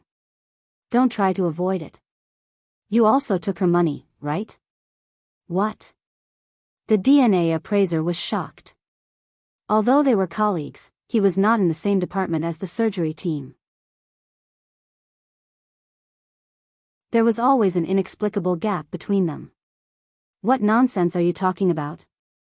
The people who were called to the director's office today were all paid. The attending doctor asked the DNA appraiser to the rooftop. The February wind was still a little cold, but it was refreshing. At this time, he was so annoyed that he lit a cigarette and took a puff. We all know that, right? The DNA appraiser did not dare to speak. Trouble came from the mouth. The hospital was a place of conflict.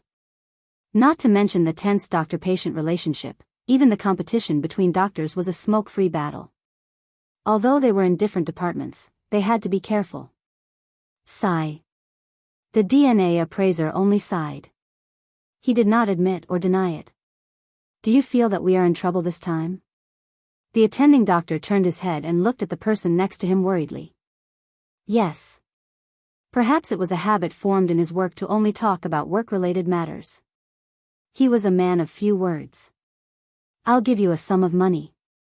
Are you willing to change the test result? It's a very large sum of money. It's enough for you to live a lifetime without working in the hospital. The DNA appraiser was so scared that he immediately quivered. No. He was not a fool. He did not dare to do such a thing, especially after knowing that Miss Chiu was backing him up. He could not let anyone change the first-hand information. Some things were not about how much money he could earn or spend in his lifetime. If he had so much money, he might not have the chance to spend it. He might cause his family to not live a peaceful life. He could not take this risk. The attending doctor laughed self-deprecatingly and patted the DNA appraiser's shoulder. I just said it casually. Look at how scared you are. Haha. As Jiang Zhao had made plans to go to the hospital in the morning, he had a lot of time to spare. Therefore, he had arranged everything in the morning and pushed his working hours to after the lunch break. He did not want to go to the building at this time. He wanted to sit at Yi Er's place. Anyway, they could have lunch together before going to the building. Everyone knew that Yi Er was his wife and had opened a dance studio. There was nothing to hide. He went to Yi Er generously. It was the same every time. But when he saw Min Zikai running around in the dance studio, he was unhappy. Last time, Yang Fan said that Qing Su had stopped him. Although she said that she wanted to teach Min Zikai a lesson, he was unhappy. But after thinking about it, if Qing Su had stopped him, maybe Qing Su did not want to see anything happen to Min Zikai. Even if he knew everything, Yi Er owed Qing Su a life. He could not be too ruthless. After that, he called Yang Fan and told him to forget about Min Zikai for the time being. It was not a big deal to see Min Zikai outside, but this was Yi Er's territory. What was Min Zikai doing here? Your boss, Yun Yi, was here just now. Where did she go now? Where is her office? Min Zikai grabbed a staff member and questioned him carefully. Jiang Zhao walked over and patted Min Zikai on the shoulder. Min Zikai turned around. When he saw Jiang Zhao, his face suddenly turned cold. Jiang Zhao smiled like a gentleman and said, Young Master Min, you're really free. What are you doing here? I'm here to learn about international dance from Yi Er. Min Zikai had always felt that he was not inferior to Jiang Zhao. Moreover, ever since Yi Er and Qing Su's accident, he clearly noticed that Jiang Zhao's attitude towards his father had become friendlier. Jiang Zhao must have felt that he owed family men a favor. The more he thought about it, the more his sense of superiority suddenly rose. Actually, I learned international dance from Yi Er. When she was 10 years old and practiced dancing, I was the one who accompanied her. After that, when I learned international dance, she was the one who became my dance partner and practiced with me. Min Zikai became more and more enthusiastic as he spoke. However, he did not consider that Jiang Zhao's attitude towards Min Hongxing had improved completely because Qing Su had saved Yi Er's life. Min Hongxing also doted on Qing Su very much, so it was natural for him to feel sorry for her. This had nothing to do with Min Zikai. Min Zikai did not notice that Jiang Zhao's gaze was getting colder and colder. He wanted to continue provoking him. It seems that young Master Min is really free recently. It's only right that you find something to do. Jiang Zhao's voice was calm, but it suddenly made his hair stand on end. A dangerous aura was rushing towards him.